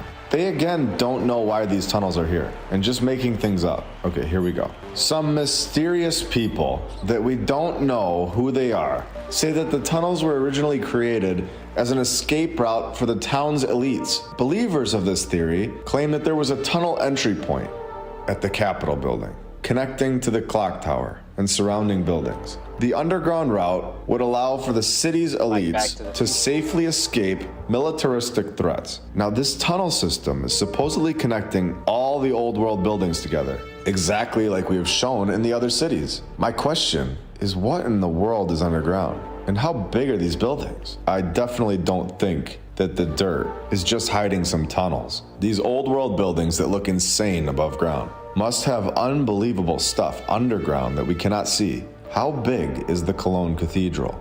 What kind of tunnel systems are under these major cities? It's incredible stuff. The door is now wide open for us to go even deeper, literally and figuratively. If we're able to get our hands on technology that can see underground, one day, this could be bigger than we ever imagined. Oh, and we're not done yet, because I'm not leaving evidence on the table. We have the Bavarian tunnel system, where we are told, and I quote, that there were 3 separate tunnels connected to at least 4 different buildings at the Bavarian brewery. More alcohol and more tunnels and more buildings. And even more uncertainty from the narrator. The north entrance was reportedly in the boiler house, but it may have been in the engine room structure, which was converted to a bottling department after Prohibition. So it might have been, but we really don't know what we're talking about, because we found these tunnels and we're clearly lying. Let's scroll down and take a look at this together. And keep in mind what words they are using. They don't know how these tunnels got here. What they write is a complete lie in my opinion. Here we go. They also illustrate that tunnel T3 had been bricked up by 1950. Wait, what? They bricked the tunnel up? I wonder what they didn't want us to see in 1950. And this was probably done sometime during Prohibition, but of course they aren't sure.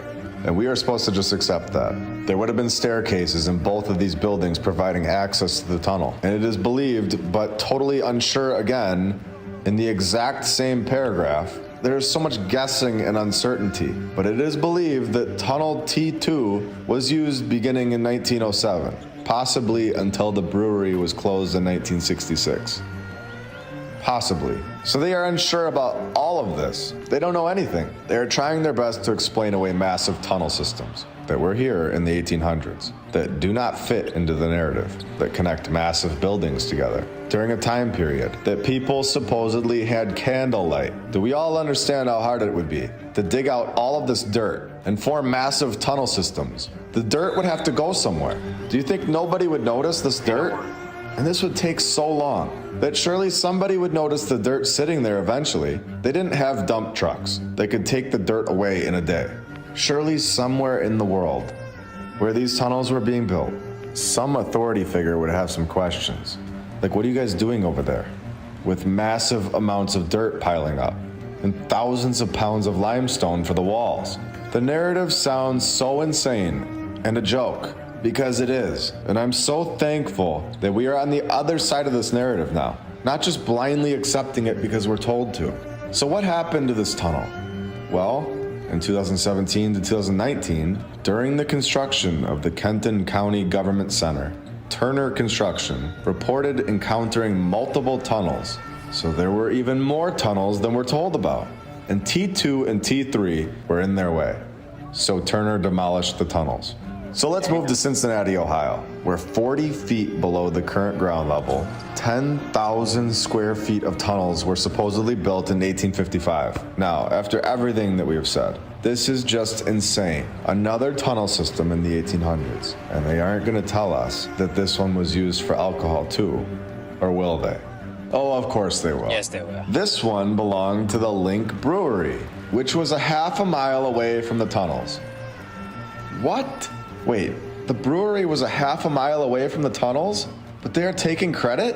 Why did they need massive tunnels? To age the beer in underground tunnels? Are you kidding me? After Prohibition ended in 1933, the tunnels were useless and filled up and destroyed. Wow. This, in my opinion, is literally proving that Prohibition was an excuse for these tunnels. And now that we can drink alcohol again, we're all cool with them just destroying these tunnels from the past civilization. Over and over and over. This is the excuse. But in January of 2018, they accidentally made a mistake and discovered more tunnels during renovation. So 2 months later, they didn't have any other choice but to show them off to the public. And what do they care? Everyone is buying the narrative at this point that these massive tunnel systems are here because of the alcohol ban from back in the day. You can even see in Atlanta, Georgia, where their city is basically all above ground. And there are stores underground that used to be there. It's so weird. And Kansas City has one too. And then we were told in about 1887, a 22-foot wide, 18-foot tall, and 810-foot long tunnel system right under the people's feet in Kansas City. Why have we not gone and investigated this one? Well, it was sealed off in 1956 and basically forgot about. I wonder why it was forgot about.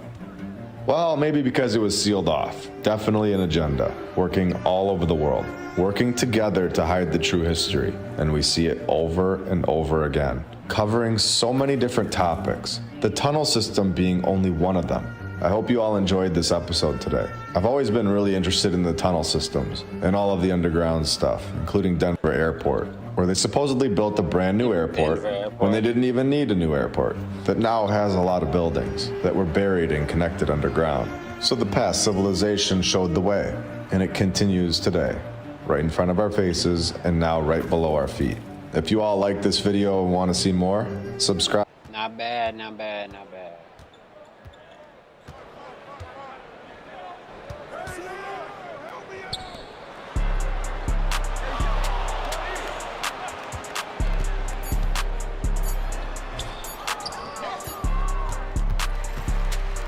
Halftime.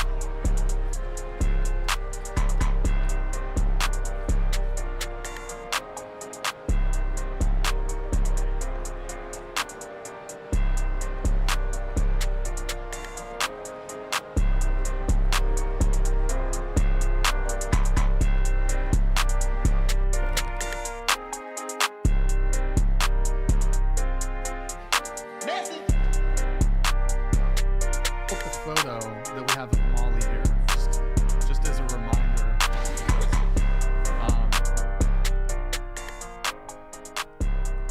It's coming. Yeah, that's me. This is a scene you did. How recent was this scene? That was this year. I've been in this house before. Yeah. Oh. Is that like a porn house? Yeah, yeah. we have a few. They shoot there. And so this is that's from her Twitter. If you see the other photo, You guys should all look at my She Twitter. can take dick. No, Molly impresses me. the thing I told her last time is, if a guy sees that photo, this photo, like scroll it up, don't go that low. That's gonna be like a wrap for 97% of dudes. She's a boyfriend. Yeah, I do actually. He's in the 3%. Right. He's in 3%. He's in the 3%. Like a dude sees that shit, it's a wrap. It's done. It's donezo. Well, they're They're all normies. Just that photo. They see the other photo, like I said before. That shit bumps up to 99%. Yeah. I mean, she has a boyfriend. Yeah. In the dark recesses of your husband's mind, he will be seeing that photo in his dreams. You think so? And it will haunt him. Yeah, bro gonna have night sweats. I hope they'll be looking at like my wedding photo rather than that photo. They don't care. I think they'd be talking more shit about your husband. Like, it's rare, but there is like guys who don't care. I feel like doing this weeds out all the guys that just like don't have the patience for me to fuck around. Why would you want to fuck around if you're in a relationship? Cause I get bored. So why are you in a relationship? I love it. Get this. So why, go ahead. Why are you in a relationship then? So you're not loyal. Of course I'm loyal. Is your boyfriend? But you just said that you fuck around. Yeah, why don't you? Yeah, I'm a porn star. Okay. No, but you it's our like job. you have sex with other guys who aren't in porn, right? No. Oh, well, I think that's what we understood when you said that you F around. I still fuck around, but like I keep it with like industry people. Oh, so we touched if on you're this, not like, shooting, if yeah. you're not shooting a scene, you'll sleep with other guys who are in the industry, or you'll have sex with them. I have fun. before, yeah, but I don't really right now. Just Okay. 'cause, like there's not need Well, to. and this is from the previous show too. You said that you have sex with men for a living. Your boyfriend knows, and he even drops you off at their houses. Yeah. Your boyfriend drops you off at the house of other men who you're gonna have a kiss and a hug. But now here's the ringer. Here's the catcher, ringer. I don't know if when he hooks up with other girls, you get jealous and start arguments, and you only want him to be with you. Yeah. You want to know that you have all the attention at all times, and you don't care if it's wrong, hypocritical, or and that's how you feel. Yeah, basically. How much money does he make? Him? I don't know. Why? Just wondering. Do you know that he'll likely never be loyal to you? He's very loyal, actually. But why do you think that? Because I know that. But you both do porn for a living, and you're dating, and you fuck around with other people, and he does drops porn you too? off at their house. So why would he stay faithful to you? But I feel like the idea of being faithful is different from people that do porn and the people that don't do porn. Because sex to me is not something that always has to be super intimate and super meaningful. No. You know what I Same. mean? Yeah, I was saying last time, I fuck my friends. I love my friends. Yeah, I've fucked you and I fucked you. Yeah. I fucked two of the people on this panel and we fuck. We're friends. Yeah, we know you're besties. desensitized to sex, but emotional cheating perhaps. What if you develop feelings for another woman? Well, that's what I'm saying. That's where I get jealous. Yeah. I don't. But you just said that he fucks other girls and you'd get jealous too. Well, yeah, if I feel that there's an emotional attachment being formed, that's when I get jealous. I feel like you were having this issue too. Yeah. I don't let my man fuck any girls. Do you think but you they can would be a whore? Yes. Yes. You don't let. I am a whore. It's princess treatment. Which of your multiple men? The one I'm married to doesn't cheat on me. He loves me a lot. He just doesn't. While you cheat on him. He doesn't have the need to. He just actually loves me. Because that's his personality. So does he take care of you? Yeah. Completely? Is that why you married him? No, She's he lying. doesn't. He doesn't There is no Mormon oh my God! bishop Shut husband. up! Literally, There is no Mormon bishop husband. He can suck my penis. If I thought you were gonna call him. I can. I can call him right now. Let's see if he answers. Actually, I think I. Yeah. Right, so they think their boyfriends are being loyal, but she it's not could, you're. And the thing is, whenever I got married, we had a scene right after that. We I don't know literally why. had a scene the day after. I live she in got LA. married. I'm obviously a weird person. I do porn. I'm a fucking weirdo. I'm I gonna live have in LA. weird I'm not a weird relationships. person. I don't do porn. Well, this is me. I'm a fucking weird bitch, and I suck whoever's dick I want to suck, and I fuck whoever I want to fuck, and I love whoever I want to fuck, and they love me back if they want. Gotta love the hoes. They do, and they fucking love me right back. All the 70-year-old men. And I'll suck their dick all night. This is And I'll be yo doing it clown with a world in the smile on chat. my Clown face. world in the You're chat. literally a Like the degenerate. emojis. Clown world in the chat. She was This is going in. This is ground zero for the. You're bottom barrel of society. know. That's so for fun. real. She it's not could, you're. bro. And the thing is, whenever I got married, Hold on. we had a scene right after that. We I don't know literally why. had a scene the day after I she live in got LA. married. I'm obviously a weird person. I do porn. I'm a fucking weirdo. I'm I gonna live have in LA. weird I'm not a weird relationships. person. I don't do porn. Well, this is me. I'm a fucking weird bitch, and I suck whoever's dick I want to suck, and I fuck whoever I want to fuck, and I love whoever I want to fuck, and they love me back if they want. Gotta love the hoes. They do, and they fucking love me right back. All the 70-year-old men. And I suck their dick all night. This is And I'll be yo doing it clown with a world in the smile on chat. my Clown face. world in the You're chat. literally a Like the degenerate. emojis. Going Clown in. world in the chat. This is like the. This is like ground zero for the. You're like bottom barrel of society. That's so for fun. real. Like Bottom you can tier. think whatever you want. Like I know. that's why your man You jacks are, off but what to am me, I? like at night though. This is Whore. like the degeneration of society, failed I'm society. Going in on each other. California, I'm I am glad that you getting. take pride in I'm it. getting That the makes me fuck feel out of really good for California you. as soon as I Thank you. can. At least I don't judge other Like, at people. least I when don't, I'm like, by lie my about I'm it. not business. judging Say you. I'm I not a just whore. told her that I was really happy that she is proud of what she is. Are you genuine? Cause like thank you. Yeah, I'm being 100% No, yeah. genuine. I get like people being like, at least you don't like lie about it. And I'm like, yeah, like at least I'm not like someone that's like a fake whore. They're like, oh my god, I'm not a whore. Like you know, like I'm a whore. True, For sure. she's real. Okay, that so He's like, enough of that. Crazy. The Rogan Experience. Look at North Korea. Mm-hmm. If you want to That's see, the best example. You know, if you want to see a state where, Yeah. I mean, we have very little news from there. Very few people get out, but the ones Right. that do, it's Horrific. George Orwell's 1984. It's The Joe Rogan Experience. look at North Korea. Mm-hmm. If you want That's to see, the best example. you know, if you want to see a state where, Yeah. I mean, we have very little news from there. Very few people get out, but the ones Right. that do, it's Horrific. George Orwell's 1984. It's happening right now. Somewhere. And we're not. Yeah. Yeah. I mean, I kind of thought that was like an interesting idea on America's original sin is slavery, and Right. there's no way to change the past. But one thing you could do, if you can't work out reparations, and people don't seem to be able to work out what to do with that, but one thing you could do is make America's foreign policy. Why don't we just stop slavery? Who couldn't get behind that? Right. Globally, to say, well, just you've got an incredible military. Mm-hmm. There's injustice going on in the world. That idea of being the world's policeman, I don't know. I mean, freeing slaves. Who could disagree with that? Well, who's putting up a case against it? The problem is that you're addressing the way the United States interfaces with the world as if we're just trying to do overall good. That's not really what happens with this whole empire building thing. It's what's really going on is controlling resources and coming up with some reason that you have to intervene in order to acquire these resources or control these resources or I think protect it's- your resources. I think it's, you know what I think that is? Short money. Mm-hmm. Short money, because what's a resource? There's things that are resources now that won't be in 20 years. You know what the biggest industry in the world was in 1903? Beavers. Very close. Beavers. I'll give you I'll pass you, I'll give you a C.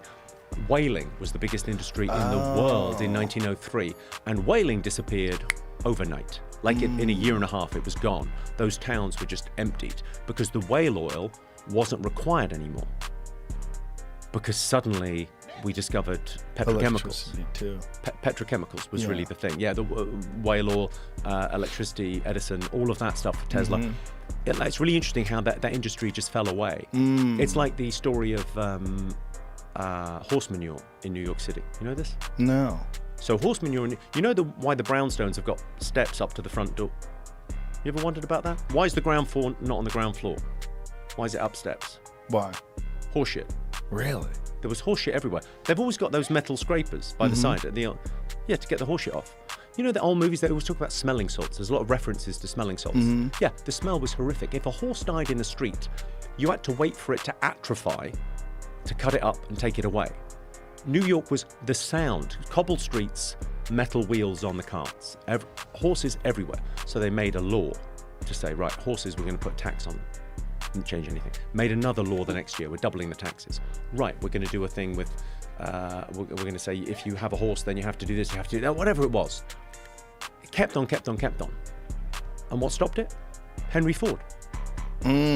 Cars came along, all gone. There's 5 of them left in Central Park. Right.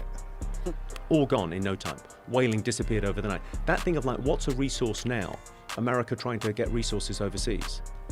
I mean, I don't want to sound like a Boy Scout, but I think freeing slaves would be a much better thing to do than trying to get control of an oil field somewhere where you go, that's not going to be a resource in 10 years' time. Yeah, the problem is it's a resource now. And Right, it's a that's the phenomenon problem. in terms of the amount of money that you could acquire. But I mean, cobalt wasn't a resource Right. 20 years ago. Right. And now we really need cobalt. It's and very suddenly, important. I mean, the things that are happening, to get it are just horrific. Yeah. Hey. I had Siddharth Kara on the podcast. He's a journalist that went to the Congo to document this and brought back video footage. The Democratic Republic of Congo? Mm-hmm. Any country with democratic in the name, that's a fucking red flag, isn't it? That's a red flag. If they go, hey, we're democratic. Are you, though? Yeah. Are you? Yeah. It's hell on earth out there. Mm-hmm. It's happening right now. I think that thing of like people saying, well, I would go and make a difference. Well, there's stuff going on now if you want to get involved. Well, what's so ironic is that it's one of the most horrific conditions that human beings are that's imposed upon human beings, but yet it is required in order for you to have a cell phone and complain about the injustices of the world.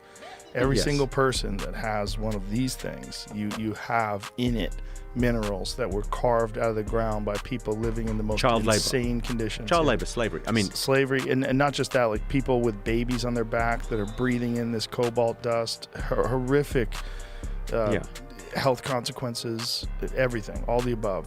Abject poverty, no electricity. I mean, here's like the big thing in the. I mean, again, gratitude.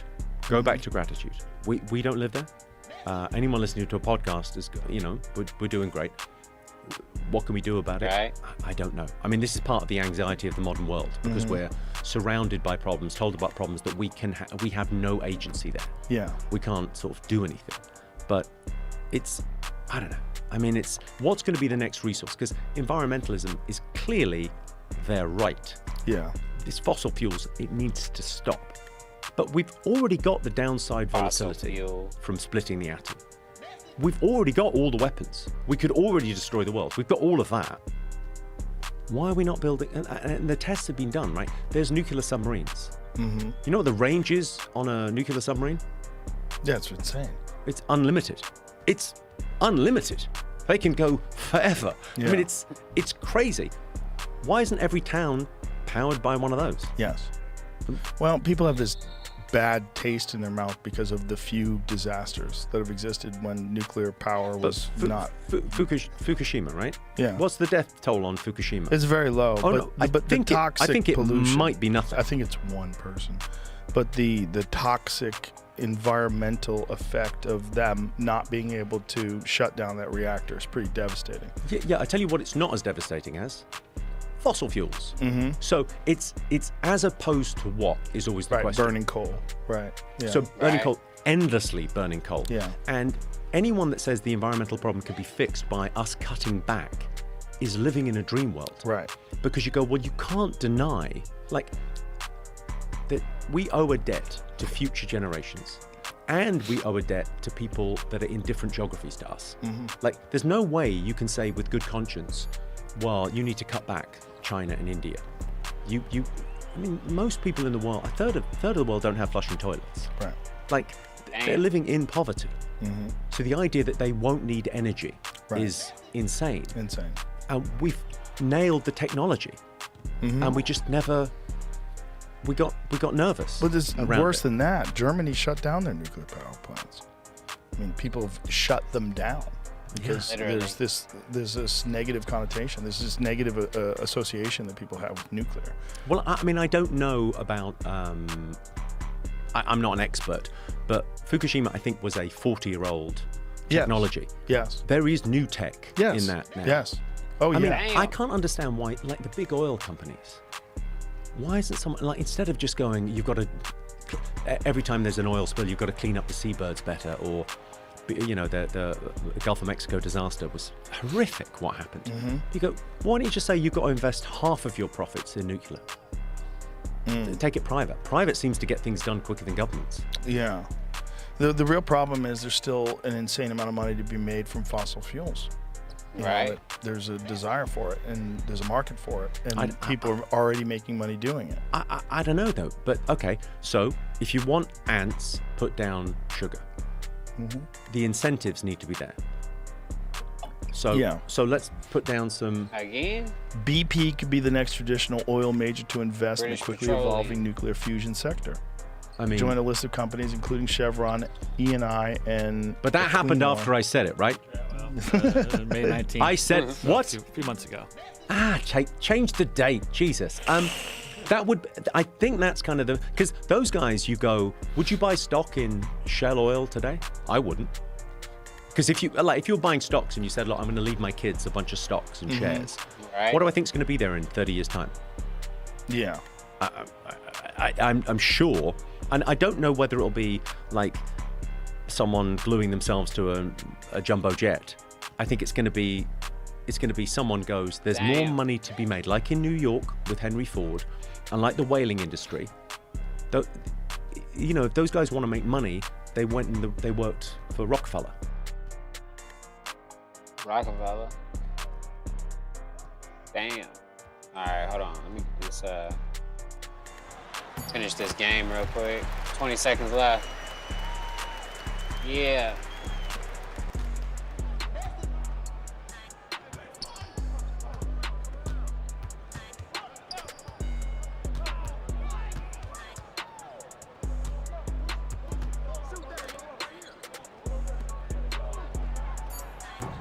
Damn, can't make nothing no more.